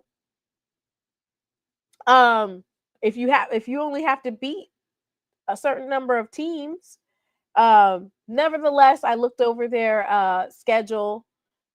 They did have 8 wins last year, so we'll see. I feel like the MEAC has elevated this year. So out of 11 games played last year, he had 8 receptions for 86 yards and 1 touchdown. His longest reception was 33 yards. That's receiving. Defense, he didn't really have any defense on here. I don't see him doing no type of blocking. What's up with that? Next, we have a Malcolm Reed, defensive back. Another young man who was on the first team defense. I don't know. Perry, what your wide receivers looking like this year? Are their hands sure? I don't think so. I haven't heard you talk about none of the wide receiver room. Well, I talked about Darren Morris. You ain't got no rack boys? You don't got no rack boys?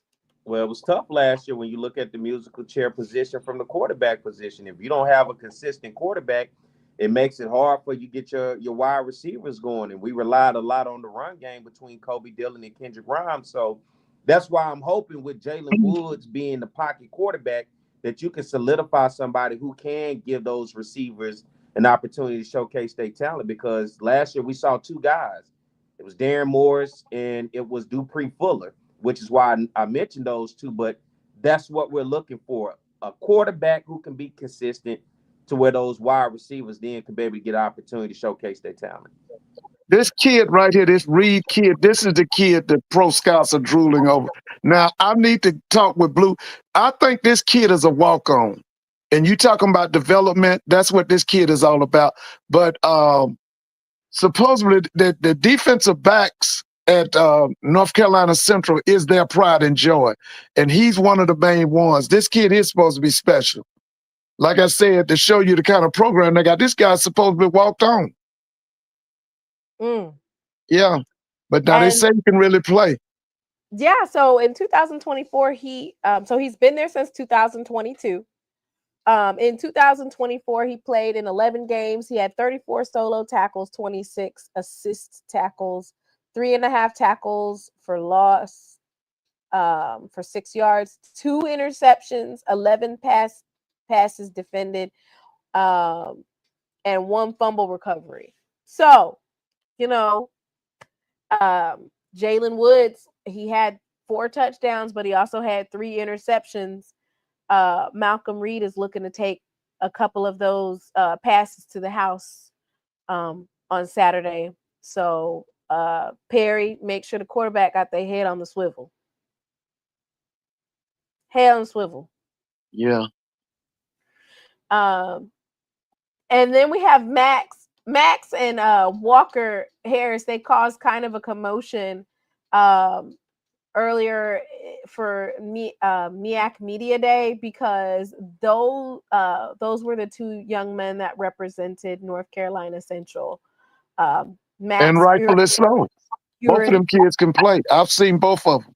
This kid here he's one of the captains in that front 7 at Central. This kid played that game y'all keep bringing up, that Alabama State Central game in Miami last year at the quote-unquote Orange Blossom Classic. This kid had a good game. I remember him. And he's been there since even before the Celebration Bowl. This guy's a good guy. That's definitely something that when we talk about, especially in this type of climate, the ability to keep these young men in the program for that long, right? Right. It's hard with the transfer portal. So he's a linebacker, 6'2", 230 pounds, redshirt junior from Winston-Salem, North Carolina. He went to Mount Tiber High School, and look at him. He's been there since his freshman year. Since 2021, he's been in the program. So, yeah. Yeah, he can play. He's one of them guys that makes sure everybody's lined up right. He calls a lot of signals for, he's like the coach on the field. I've seen him. And he's had 18 solo tackles, 38 assist tackles, 6.5 tackles for loss for 19 yards, 2 sacks for 11 yards, 1 interception, 1 pass defended. So, we're looking at a pretty hefty defense for North Carolina Central, a hefty offense for North Carolina Central. It's really going to be down to the X's and O's and the trenches. Perry, what you got for me? What you want? Do you agree that North Carolina Central has a better offensive line and defensive line than Southern? Of course. We talked about the trench play. When you return 5 offensive starters on the offensive line, I mean, in today's age, I mean, as much as we're losing guys, I mean, that is a plus to have. And then when you look on the defensive side of things, I mean, North Carolina Central trenches has been as advertised, and I think that's why you've seen the success that they've had in non-conference games against other FCS opponents. The trench play is what's the difference makers here. And that's what we saw at Southern last year, taking on Jackson State. Jackson State was different in the trenches. And so Southern is going to have to get better. The inexperience on the D line is going to matter going against an experienced offensive line. Perry! What? You're being a traitor. I mean, you just sat here and gave me all this damn information about North Carolina Central. Now, you're supposed to be on Southern's team regardless. I know you ain't about to do that when it's Jackson State versus Southern, are you? Well, one thing about me, I'm a realist. I mean, at the end of the day, the game still has to be played, but what we're doing right now is paper. That's what they call this when you look at the paper side of things, right? But the paper don't always tell the tale of the tape. The game still has to be played. But on paper right now, what we see, that's what we can discuss. And so I got to be real. When you look at the paper, it looks like it's favoring North Carolina Central's way. But the paper don't determine the game because there's plenty of times where we saw where paper meant nothing once the game was played. Right? No, not for Jackson State. Oh, shit. Here you go. I mean, didn't it look like Grambling was supposed to lose to y'all on paper? Excuse me? We don't talk about that. No, I'm asking a question because you said not for Jackson State. On paper, Jackson State was the better team. And if you broke that game down with anybody, Jackson State looked like they had every category swinging in their way. And Grambling beat you guys with the way that they did. The game had to be played. But on paper, we can do all this talking about who looks better, what looks better, the stats. But when the game is played and you get smashed in the mouth, that's all we can go by. And that's a prime example of paper can only go so far until you got to line up and be across from somebody. Well, to Jackson State's defense, games in the whole on paper go Gremlin's way. On paper. If we talk about on paper, games that are played in the whole go Gremlin's way. I can imagine if I go back and watch that show last year, you didn't say nothing about Grambling winning that game. I can imagine if I go back into your archive of your show, and when you broke down how good Jackson State is. Shit. Oh, I was talking cash. I was talking cash money. I know you was. I was on Wayne Cartwright's show, and I was bragging and boasting. Yeah, we're gonna drag y'all across the field. It was self-inflicted wounds. You know, we had too many turnovers, too many stumbles. And that is the prime example of why I'm talking about this game. I can give credit where credit's due when it looks good. I can give credit where credit is due when it looks good on paper, but we still got to let the game be played, which is why I still have the faith, just like you have the faith, and many people have the faith in their team. You can't lose because of what they say on paper. Get out there and play the game. And it is the first game of the season. Mistakes come with the first game of the season. And I will go back to Southern last year in game 1 against McNeese State, in which that was a really good FCS non-conference matchup. Southern had that game seem like 3.5 quarters. Could not get much offense going, but it was Southern special teams miscues that blew that game. You're talking about a field goal that was off the back of the snapper that went just the craziest just bounce I've ever seen. And then you're talking about a snap over the punter's head. That's 14 points that we gave McNeese easily to take over that game and win it late in the 4th quarter. So miscues happen early in the season. That's going to play a part in this game as well. Making mistakes and who's going to be able to make and take over those mistakes and turn them into points. I agree. So this is what I gathered from your overall. This is what I gathered. Enjoys playing in the hole. Did you say pause? A different team. You guys are a different team. What do you see from them when you cut on the film now? Same team.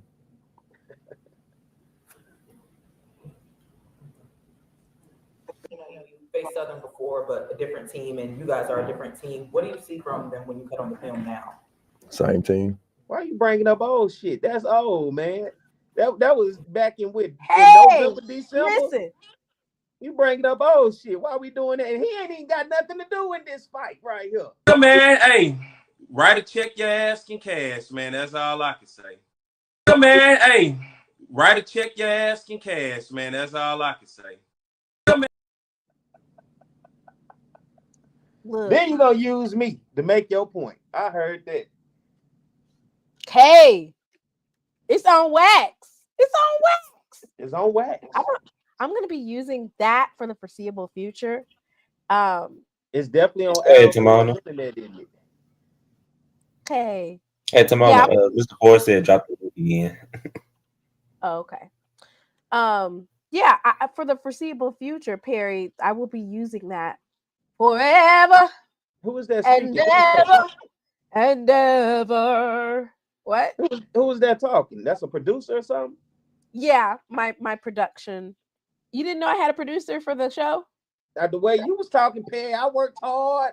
I've been up cooking these greens and this ham and this turkey all night. Say that. I did. Of course, I did the slides. Of I done course, cooked all these pies and these cakes. I've been on my feet all night cooking. I did trying to make not sure say everybody fed. So, I did not say that. No, I didn't know you had a producer, so it caught me. Yeah, I have a couple producers actually. Nice. Yeah. Shout out to the producer. Blessed. So yeah, the same team. I mean, you got McCoy now. Well, Miss Simona, Yes. Basically, what Coach Quinn was saying is that he doesn't have any respect for Mark Fredericks. Ooh. That's what like he was saying. He don't was, have any respect for him. he was feeding right into what Mr. Ford was ready to hear. Yeah, Anything with Mark Fredericks, he say, let's throw it in the trash can, right? yeah.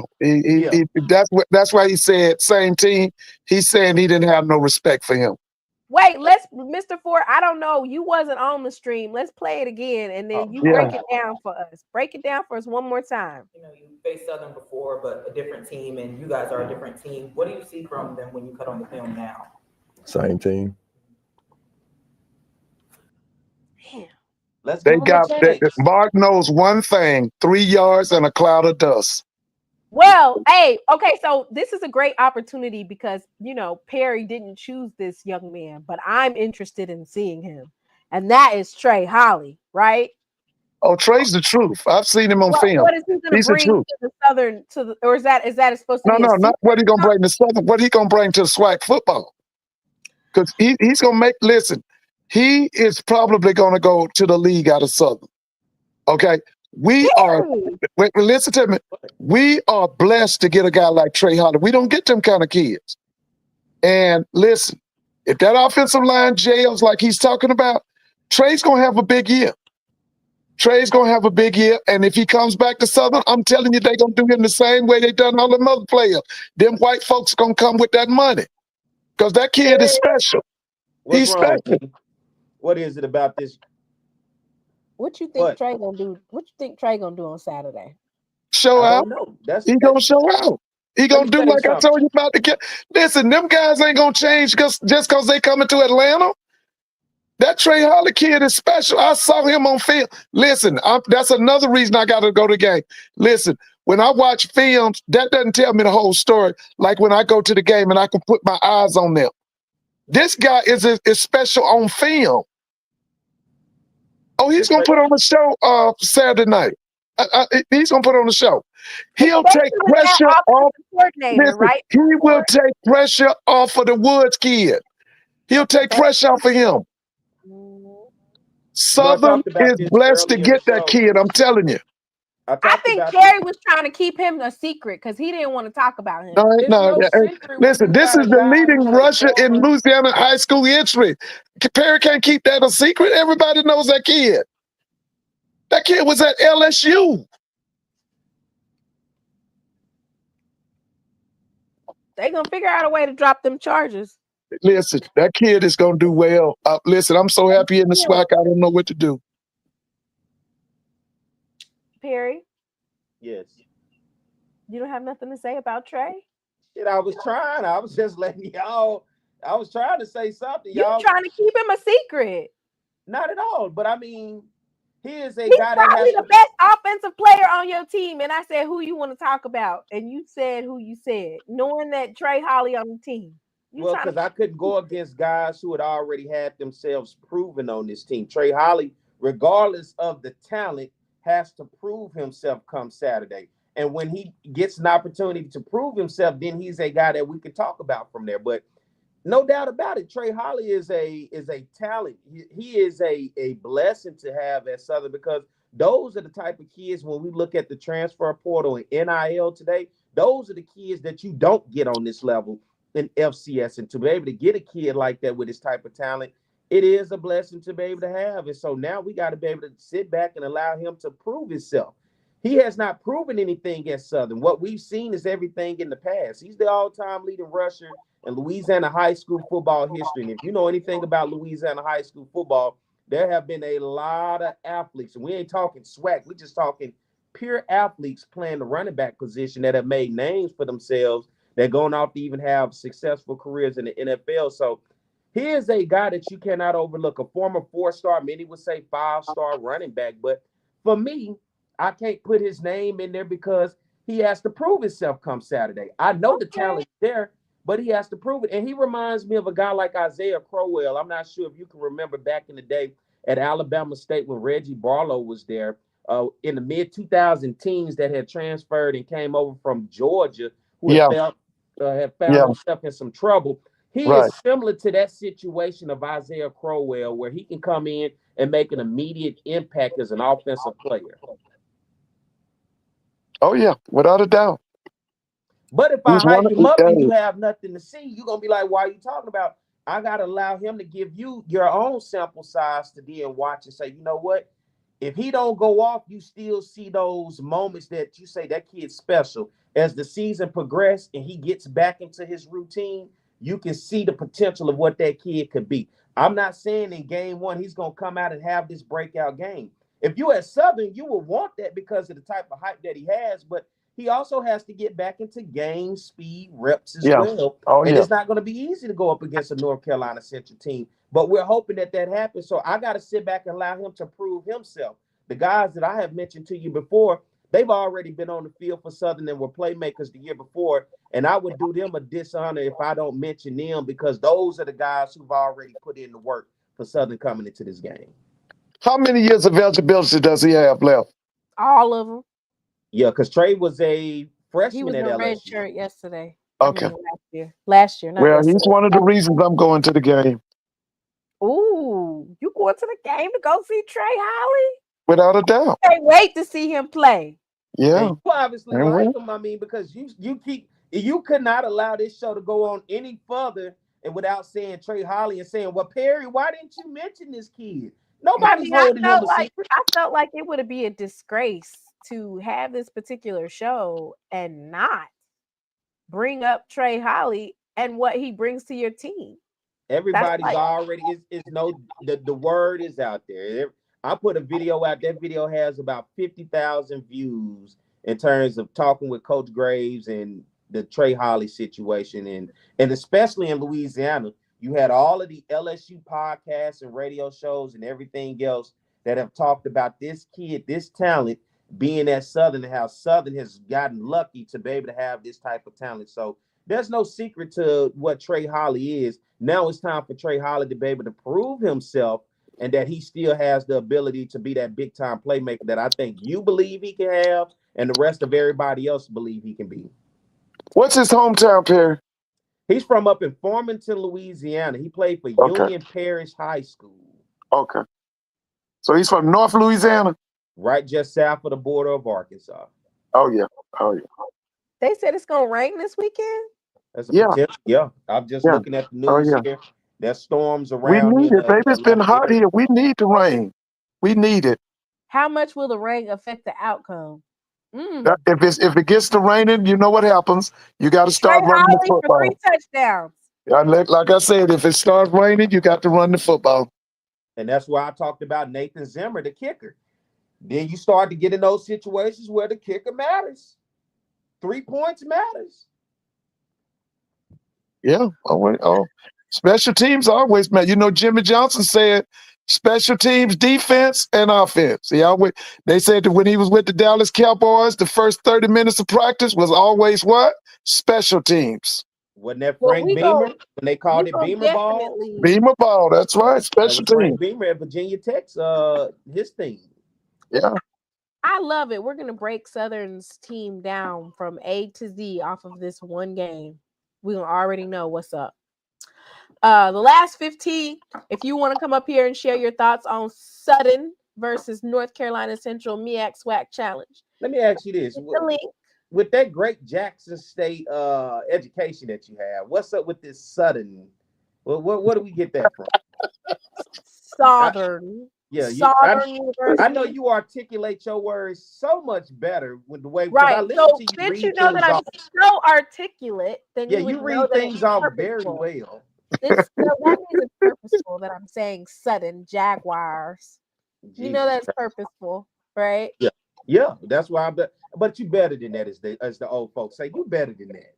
That's what they call y'all, Southern. Who is they? If you ever saw New Jack City, he was like, "Who is they? Who is they?" Them. Them is in who? Those people. Those as of what group? We call SU Southern in Huntsville. Jay White is from Alabama A&M, and he says that he calls. Jay, how you liking Sam Shade, baby? Jay White liking Sam Shade. Jay White was the one that said that they'll never get a D2 coach. Yeah, so they know how I feel about them at A&M. Now that's a team. Hey, Perry. Yeah. Let me ask you this: Is that talk real coming out of Prairie View? Or is that just hot air? Is that talk real over there? I like Tremaine Jackson. I don't want nobody to not think I don't like them. But when you get a guy like Lionel sitting out here selling 2024 SWAC champion Prairie View shirts, that's false advertisement and that's scamming. And he's also selling 2025 SWAC championship shirt. That's scamming people. How do you wear it? Where do you wear that shirt at? And it's a false claim. That's a lie. Now, I believe in Southern, but you won't see me talking about I'm selling 2025 Southern University SWAC champion shirt. So I think that's what got Bubba fired last year, right? And I blame it all on Lionel. You should have never did that. But in all seriousness, I like Tremaine. Tremaine has been a winner everywhere he's been. I just think for me, he's trying to ignite a base of fans that has not been there to support the team and the program in the past. And he's trying to do everything he can to bring attention, whether it's digital media or whether it's just saying what he has to say to wake up Prairie View fans. And he wants to draw in that fan base because don't just show up to the State Fair Classic, show up to Panther Stadium aside from when we play Southern, aside from when we play Texas Southern, and aside from homecoming. Show up to the games. And I think to have a winning product there, he wants to get that. So he's saying what he has to say. And I think in due time. But to say SWAC championship Atlanta in year one, I get what he's trying to do, but I think give it some time. And I think success will find itself under Tremaine Jackson at Prairie View. I'm just not buying it in year one. Me personally. So Perry, let me say this. If Prairie View comes and beats up Southern on Southern homecoming, who got to go? I don't think nobody got to go. Ain't nobody got to go. I don't think nobody got to go. I mean, listen, we live in this, and I think this is what we're starting to see around college football. But we got to realize at some point, what game can we play when it comes to hiring these coaches? The money, the finances that we put behind our programs is not the same game that you're watching the group of fives and the power fives, but yet we think we can play that same game when it comes to coaches and NIL, right? Right. How often are we going to keep making these investments? And I talked about this even with UAPB with Alonzo Hampton. He's in his third year at UAPB. He's the most seasoned coach in the SWAC West, but yet his team is picked 6th in the SWAC West and picked just barely right there along. And it's 3 horrible teams to me in black college football on the Division I level. It's North Carolina A&T, it's Mississippi Valley, and it's UAPB. If I'm year 3 and my team is still being picked 6th in the SWAC West, what is my expectation, not only as an athletic director and to be an administrator, but then when I look around as my fan base, what is our expectation? Because by year 3, I should see the trajectory of the program at least going here or at least somewhere being leveled. But if every year it seems to keep going down, and listen, Alonzo Hampton in his entire coaching career from high school to college only has 8 wins. You do more for him in your program than what he does for your program. And we have to realize, what are we doing as we're hiring coaches? Now, if you have a coach like a Tremaine Jackson, I got to give him time because he's a proven winner before. He's gone to a national championship game and competed on that level. So I know in due time, give him time, but we also have to make the investments behind him.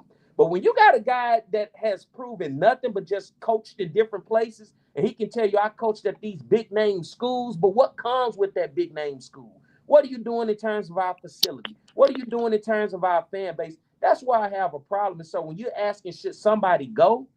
No. We know what we signed up for when we got Terrence Graves. And how much can you keep affording getting coaches in these contracts and then kicking coaches out and having to pay a previous coach and then coming in and paying a new coach?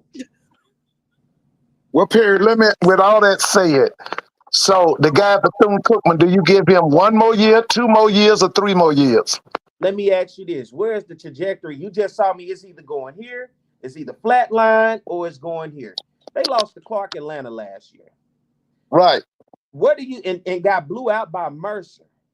Where do you see that program at Bethune-Cookman going? For you personally, where do you see that program going? Does it look like in any way, shape, form, or fashion that is headed in a direction for you to say Bethune-Cookman could possibly be a sleeper or a power in the SWAC East? No. I thought that That last answered year your should have been his swan song. After he lost, you lost to a Division II SIAC school that I'm a graduate of. We don't really have a football tradition. We got a good coach right now, Coach Teddy Keaton. You lost to them. Okay, you won how many games the whole year? Shit, they lucky what they had 2, 3. Who they beat last year? Did they beat Valley? Did they beat Pine Bluff? T, this the SWAC East. You should know the SWAC East up to bottom, top to Right. bottom. So I don't. Who Bethune beat last year, T? My name is Bennett, and I ain't in it. Oh, okay. Wait, I don't. Wait a minute. Did they win a game in the SWAC East? They may have beat Valley. Valley. Okay. So did they beat Pine Bluff? Or they didn't play Pine Bluff? They played a pretty good football game with Jackson State for a first For half. first half, yeah, first half they did. Was it Luke Sprague? What's that kid's name? He was the quarterback. Luke Sprague.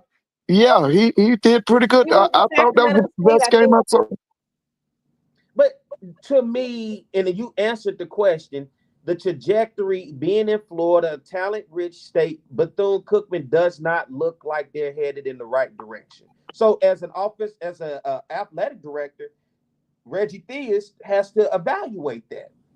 The fan base has to evaluate that and say, okay, where is this going and what are we doing?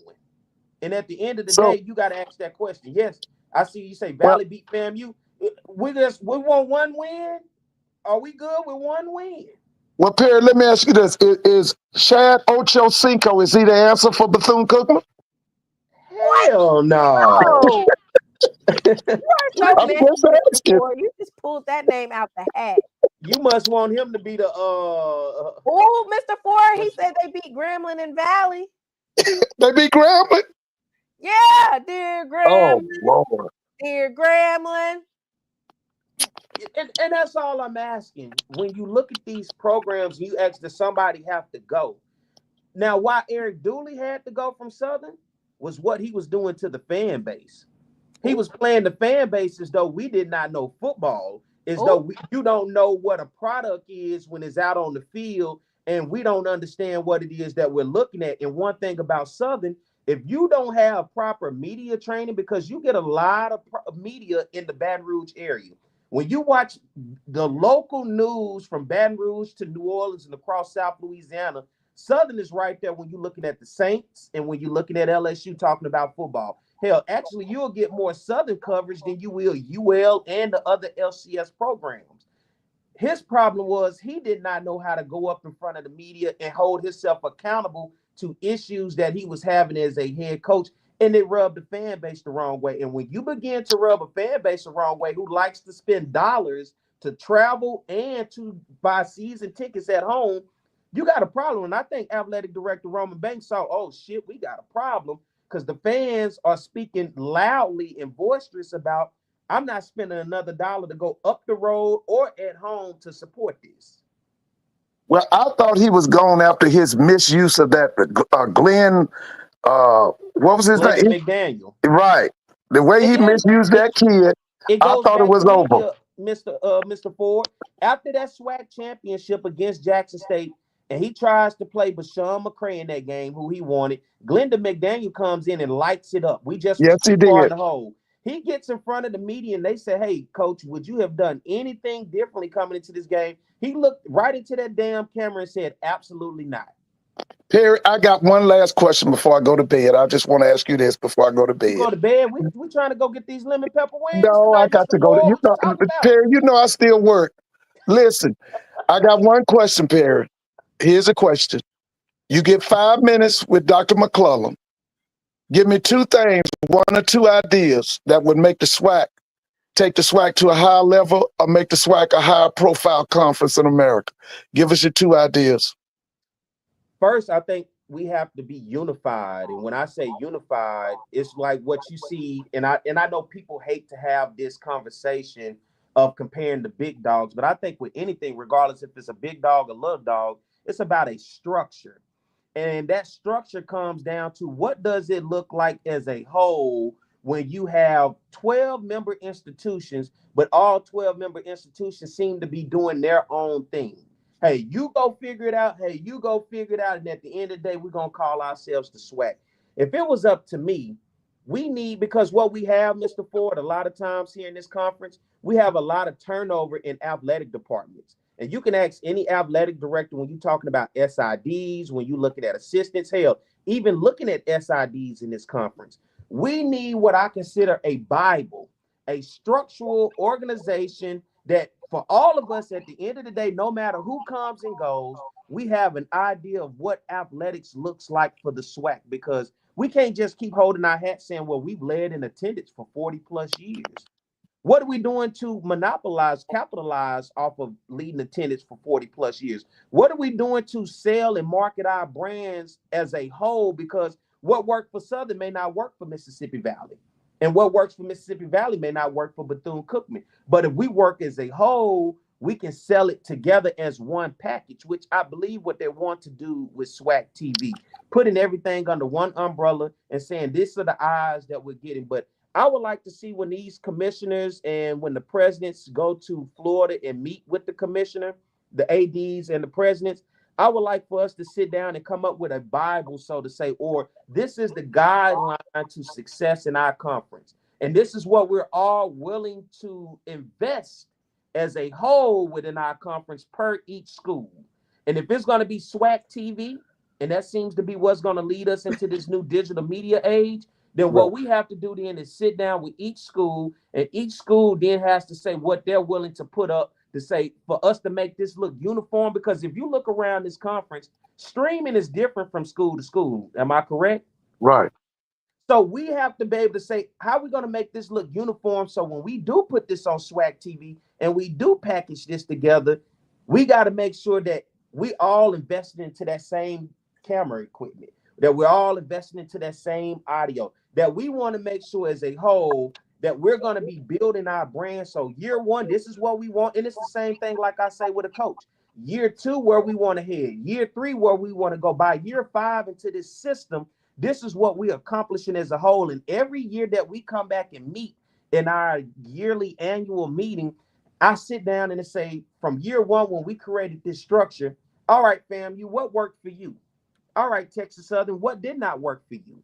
And also utilizing the resources that we have on our campus in terms of students, in terms of mass comm programs, and everything else. We have a lot of things on our campus. I just don't think uniformly that we have come together as a conference to truly understand how do we get our students involved, how do we better market ourselves, and how do we then capitalize this as a whole for all 12 member institutions. Because what I'm finding out with SWAC TV, Southern puts their game behind a paywall. Southern has found that paywall to be profitable.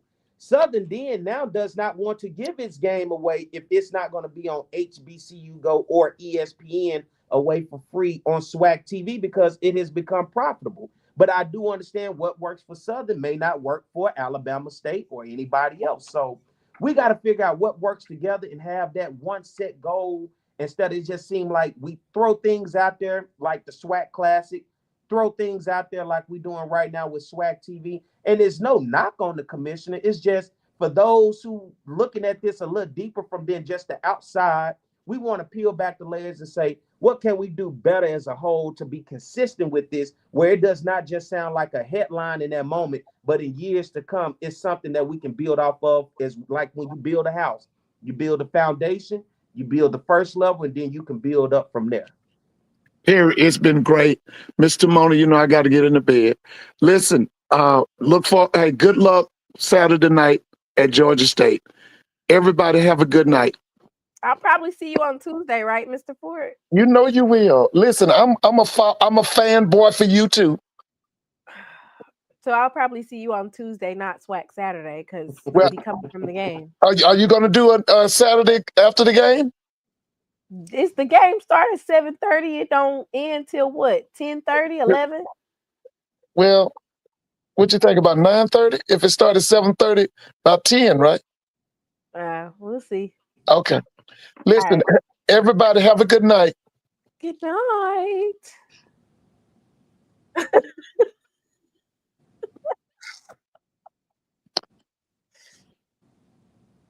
You cleared it out, didn't you, Perry? I did what? You cleared it out, didn't you, with the SWAC TV? Now you know that the schools get money from SWAC TV, right? Tell me how much. It don't matter how much. We got $20 million in SWAC revenue. Where's that at? Give me a source. You know, one thing I learned about school is sources. If you give me a source and identify your source, I'm cool. Nonprofit website where you have to talk about your revenue. It tells each FCS conference and it talks about each revenue, and SWAC is at the top with 20 million. And I want to say the next closest one is probably like 13 or 14 million. Like we make almost 7 million above the next FCS conference in terms of revenue. And if that is to be true, I have no problem. Before SWAC TV. Before SWAC TV. Well, what I'm saying is, it's like when you eat. Have you ever seen somebody eat chicken and they just mess over it? Like they eat, but then when you see the bones in the basket, it's plenty of meat left on the bones. You say, man, you just messing over chicken. You ate it, but you left plenty of on the bone. We have to be able to be a little bit more proactive in terms of what we have, because look at social media. And let's be honest, if you follow these HBCU social media pages, how much are they capitalizing off of content that's just being recorded by anybody at our campus, whether it's Greek shows, whether it's band, whether it's talking about the stories? How much of that is out there being viewed and shared that we don't have? I don't know, but I know for a fact that Southern versus UAPB is not getting 500 people to buy that game. Who said it was 500 people? You said that it was profitable, the paywall. Well, when I say as a whole, as a paywall behind Jaguars, I could pull your stuff up, and out of those 5 games, you might have one game where people will really buy it, and I know it's not more than 1,000 people.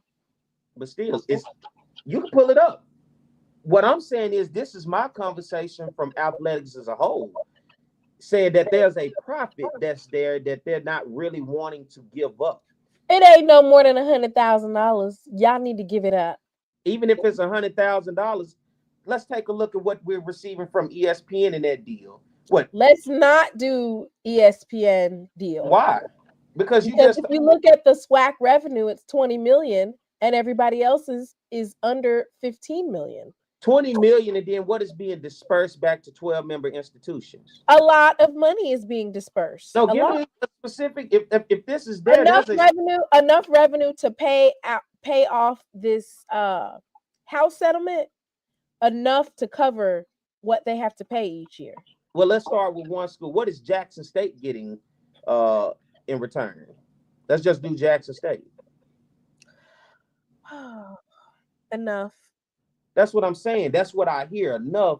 But I'm just speaking business. And it ain't no flow. I know that, but like folks was up on this wave about media rights and about revenue, and then it dropped, and it said that the SWAC has $20 million in revenue. What did it drop?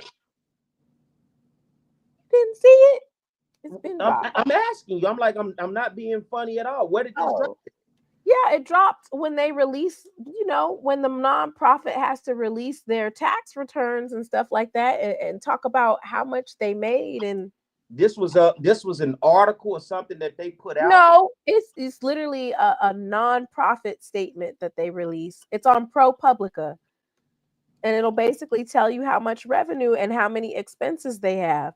Mm-hmm. And that's why when folks talk about media rights now, it's kind of laughable to talk about media rights in terms of the SWAC, because bar none, the SWAC has more revenue coming in, not a lot of expenses, zero liabilities. Like if we talk about in terms of where the SWAC is. So I don't think that even if you guys did make $100,000, that's nothing compared to what you could make with SWAC TV, which they invested in the media equipment and the cameras. And so don't sit up there and say we don't want to give up because we get $100,000 versus the opportunity. I'm talking about Southern or any other school who says that they don't want to give up how much money they make over this paywall versus trying to get the SWAC as a whole and sell it as a package, you're going to make more than 100,000. I can guarantee you that. Well, right now, what? Because I know every school is 10K getting about 10K 50. people ain't paying for that paywall. You might get 300, 400, 500 people paying for, and then it's only 1 or 2 games, ain't it? The rest is on HBCU Go and What was that said? What did that say on the ESPN. screen? Perry's the biggest A&M hater I know. He's funny though. That one? Oh no, I saw you. My thing is, look, I'm not saying nothing is wrong. What I'm saying is, I just said it. I made it clear. We leave a lot of meat on the bone, and that's all I'm saying. Our culture, aside from athletics at our 12-member institutions, there's a lot of content that's there that I think that we just think of what Jackson State did with Deion Sanders Jr. with the content that he did behind the scenes that made what he is today, even with covering Colorado. Well, people wanted to watch it because it was Deion Sanders, and And then his personality. support Not every black college? not every coach wants a camera in their face asking them what kind of sandwich they're eating, when they're going to use the bathroom, how their bathroom visit was. But my point is what sandwich they ate that morning. People don't care about that. Well, my idea of saying that is not necessarily to the coach, but it gave everybody an opportunity to get to learn those players. And when we live in this NIL world, and we live in this world that players want to be seen, players want to be known amongst their fan bases. They want that inside look. That's why they go to the certain places to get that. What I'm saying is there's a lot on the bone that's still out there that I think we can capitalize off of in terms of momentum to be able to do those types of things, to jump on digital media. That's all I'm saying. I'm not knocking nobody. I'm just saying I think there's a lot left out there for us to take advantage, and it include the bands as well. Why is it so much band media? There you go, Avis. He's talking about the bands now. I'm talking about everything because I'm talking about black college. Our black colleges culturally, band is the front door to our schools and not our athletic programs. 50, 60,000 people will show up to a battle of the bands, which is why they're having a Labor Day battle of the bands in Jackson, Mississippi next week, aren't they? They are. With every SWAC school pretty much showing up, Talladega outside of the SWAC, Langston, there's a reason for that. There's a battle of the bands tomorrow in Houston. On Sunday in Houston. There was a battle of the bands in LA last year by Honda. All I'm saying is, as a whole, it doesn't necessarily have to be somebody talking about band. That's where we get lost at in people trying to throw the shots of what you know and what you don't know. What I'm saying is we have a culture, and our culture is profitable. And with that is why you get all of this media. Jackson State, in terms of band media, and you're talking about band, Jackson State charging band media to come record at their games. As they should.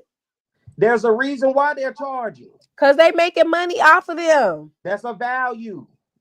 And you're going to let all these people go get these thousands of views off of you, which is why they realize there's a value there. And what I'm speaking of is there's a value as a whole. Alabama State was doing the same thing. That's what I'm speaking in terms of value. Well, I don't want you to miss out on your lemon pepper wings. Do you have any? Mr. Ford didn't hung up on me. I do need a score though. I need a score, and then your last minute thoughts, and then when's the next time that you have your show? Well, I appreciate you first for having me on. It's a lot better than what it was last time. But thank you for having me on first and foremost, and to your viewers. Thank you guys for supporting the show tonight and tuning in. It's a lot of things you could have did. You could have turned it off when you saw Perry on here, but you didn't, and you kept it going. And I tell people all the time, regardless of the things that I say, it's all entertainment at the end of the day. If anybody ever get to know me as a man and as a person, it's completely different in terms of just who I am as a person. I'm genuinely a good guy, but this is entertainment, and this is what it's for. It's for the people. You don't want to sit here and hear nobody just be bored out. You want entertainment, so that's what we do. So thank you to you and your fans out there, for sticking through tonight. And my score for this game, of course, I'm going Southern. All right, I'm gonna go 21-17 Southern. I think It's 17-14. Southern finds a way to score late in the ball game and put it away 21-17. So. And shout out your next show. I think So you said you're going to be interviewing Coach Oliver. yeah, so of course I do the Jaguar Journal on 107.3 FM in Baton Rouge, cover Southern University, the SWAC, and whatever else.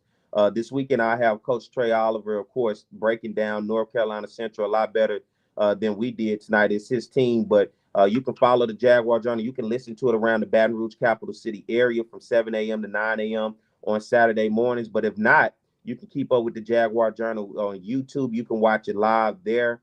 You can watch it on our Facebook Live.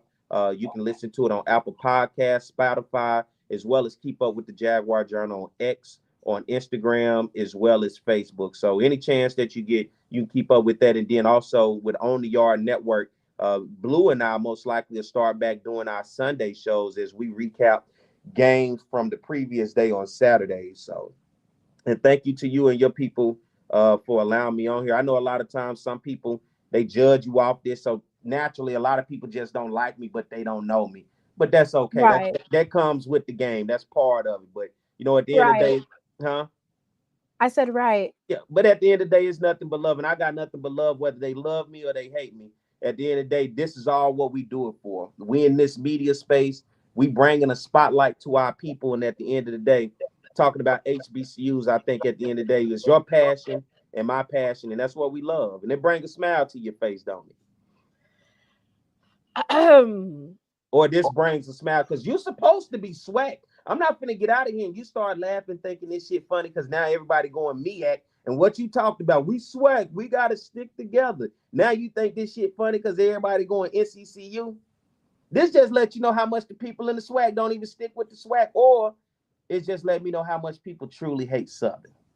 And I think I get that a lot. I think it's probably a combination of both. But look, I want to thank you. I reached out to you. I hit you up in your DM last minute yesterday and said, hey, can you come on? And you were gracious enough to sacrifice your Friday night. Thursday. Oh, yeah. Thursday night in Atlanta. To close out the show, I want to thank you, of course, for coming on. I want to thank Mr. Ford. This was definitely a more lighter type of show because it's not Jackson State versus Southern. You know, I don't have any skin in the game in terms of North Carolina Central. And So, SWAC versus you know, SWAC, we do things a little bit different. And SWAC versus SWAC, this, you know, SWAC versus MEAC is like we playing. You going to the bougie cousin house. It feel like, you know, that cousin that tell you I don't really want you to. Every time you put a cup down, put that coaster under. You know, it's just a little bit different. So you said it's just a little bit different. Yeah, the MEAC is different. Are they not? They're not the SWAC at all. No, they're definitely not the SWAC. I would venture to say that you know, this is a big year for the MEAC and the SWAC in terms of football. I'm excited to see which way it goes. I do have a short video for you. Okay. To leave out. You know, it's going to basically give you a congratulations for being in Atlanta. And I think it's important to play this. It's not from me though. Who is it from? Is it messy? Is it a shot at Southern? Is it a shot at me?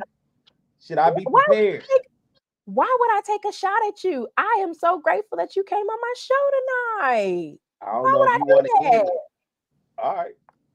So I'm gonna just play this. So, you know, we're gonna exit out. You know, you can invite me on your show. Since you came on mine twice, I could show up for yours once. You know, depending on who you. I'm gonna ask who all you got over there first, though. I'm definitely gonna ask you. I'm gonna ask you who all you got. You know, sometimes you gotta ask first, like who all over there before you just appear. So I'm gonna ask that. If you ever invite me on your show, I'm gonna ask that first, like who all over there. I But have you know. no problem inviting you to my show. I just last time I was on, you said you never watch my show and you don't care to watch it. So I was like, No, because you told me that I need to watch your show because I need to learn something. I didn't say that. Yes, you did. I didn't use those words. But let's go ahead and figure this out. This is to the Southern Jaguars. Oh my God, you gonna play this dude? You gonna play the Celebration Bowl preview? And I just want to say, hell no, it can't. Hell no. Hell no. I got NCCU and I got NCCU East. Okay, so to my Southern University fans, anything you want to do in Atlanta, make sure you do it this weekend.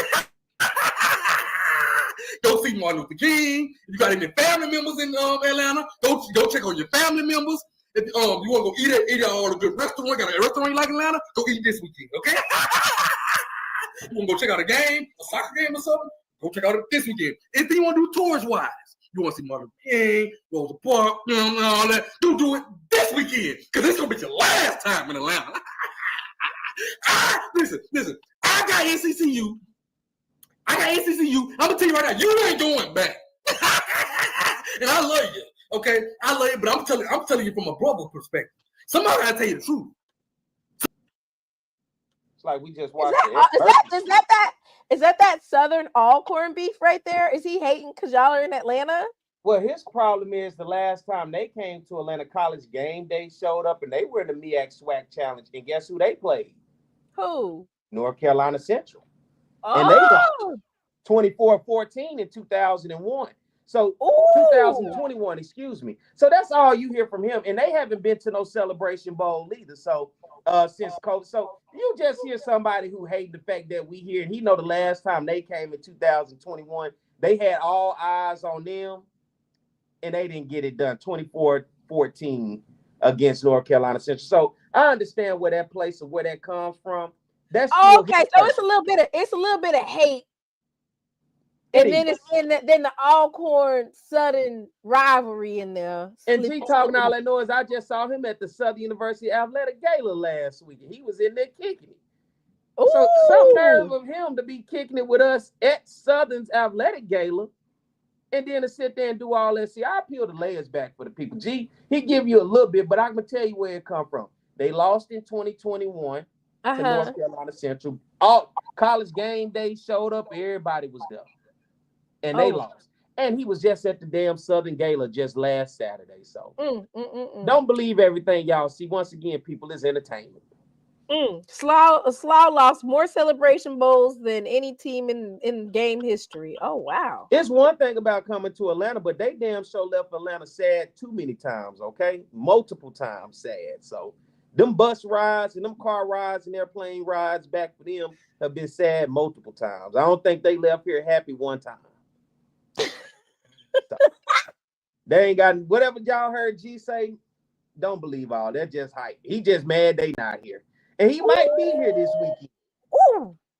All right. Yeah. So the message and then message receive and then message return. Oh no, not a trip full of tears. In Southern, we are undefeated in the MEAC SWAC Challenge. We are 3-0. We're trying to make it 4-0. We beat when FAMU was in the MEAC. We beat Delaware State and we beat South Carolina State. So we're just trying to make it 4-0. That's all. We're just trying to put on for the SWAC, our brethren and sister, and we're just trying to put you on our back, and we just want to try to bring it home. We're depending on you to pull the wind through. Why you always singing these deep parts? What the other part? You always playing them old deep parts. They don't have high songs for those types of gospel songs. Well, find one where it's not so deep on you. Find you a good. I can do soprano, but that's not that type of song. Okay. You want to harmonize and you take the deep and I'll take the alto? No, I'm not a singer at all. I'm a listener. Oh, okay. All right. But I do know when I hear something. Yeah. So I want to thank everybody for tuning in tonight.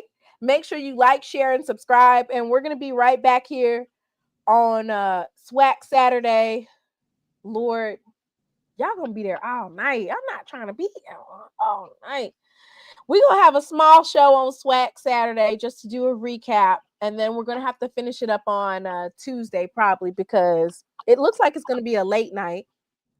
If you enjoyed the show, you can become a member or you can make a donation at the area up top. And I sure would appreciate it. I sure would appreciate y'all supporting. Thank you all. Everybody have a blessed night. Thank you, Perry, for coming. Like, share, and subscribe. Yes. And y'all have a good evening. May the Lord watch. Do you know this, Perry? Are you Christian? Between me and thee. No, I'm asking Perry, do he know it? You know that? I'm Catholic. What you want? Oh, Lord. Yeah. Father, Son, Holy Spirit. Good All night. right. May the Lord watch between me and thee while we are absent one from another. And y'all have a blessed night. Yeah, man, hey, write a check your ass in cash, man. That's all I can say. Yeah, man, hey, write a check your ass in cash, man. That's all I can say. Yeah, man, hey. I've had some weary days and some sleepless nights.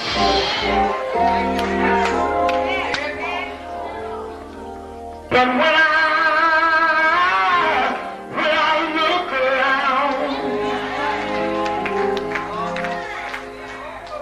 and I think things over,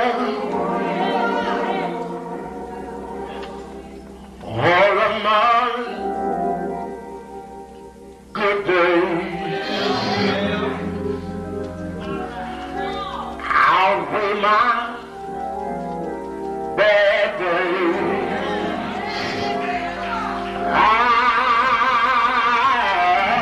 don't control.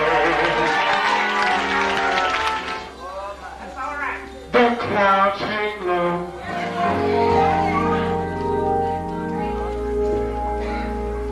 I can hardly see the road. I ask the question, Lord. Lord, why so much pain? But He knows what's best for me.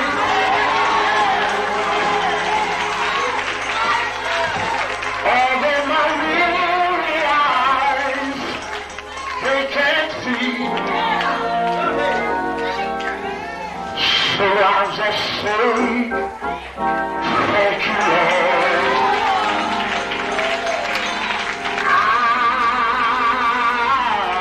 I won't complain.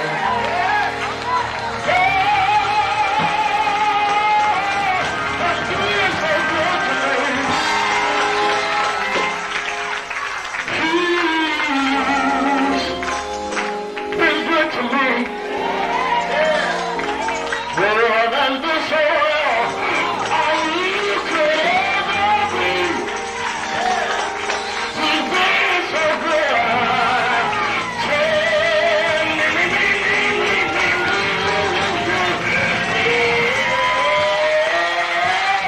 But He knows what's best for me.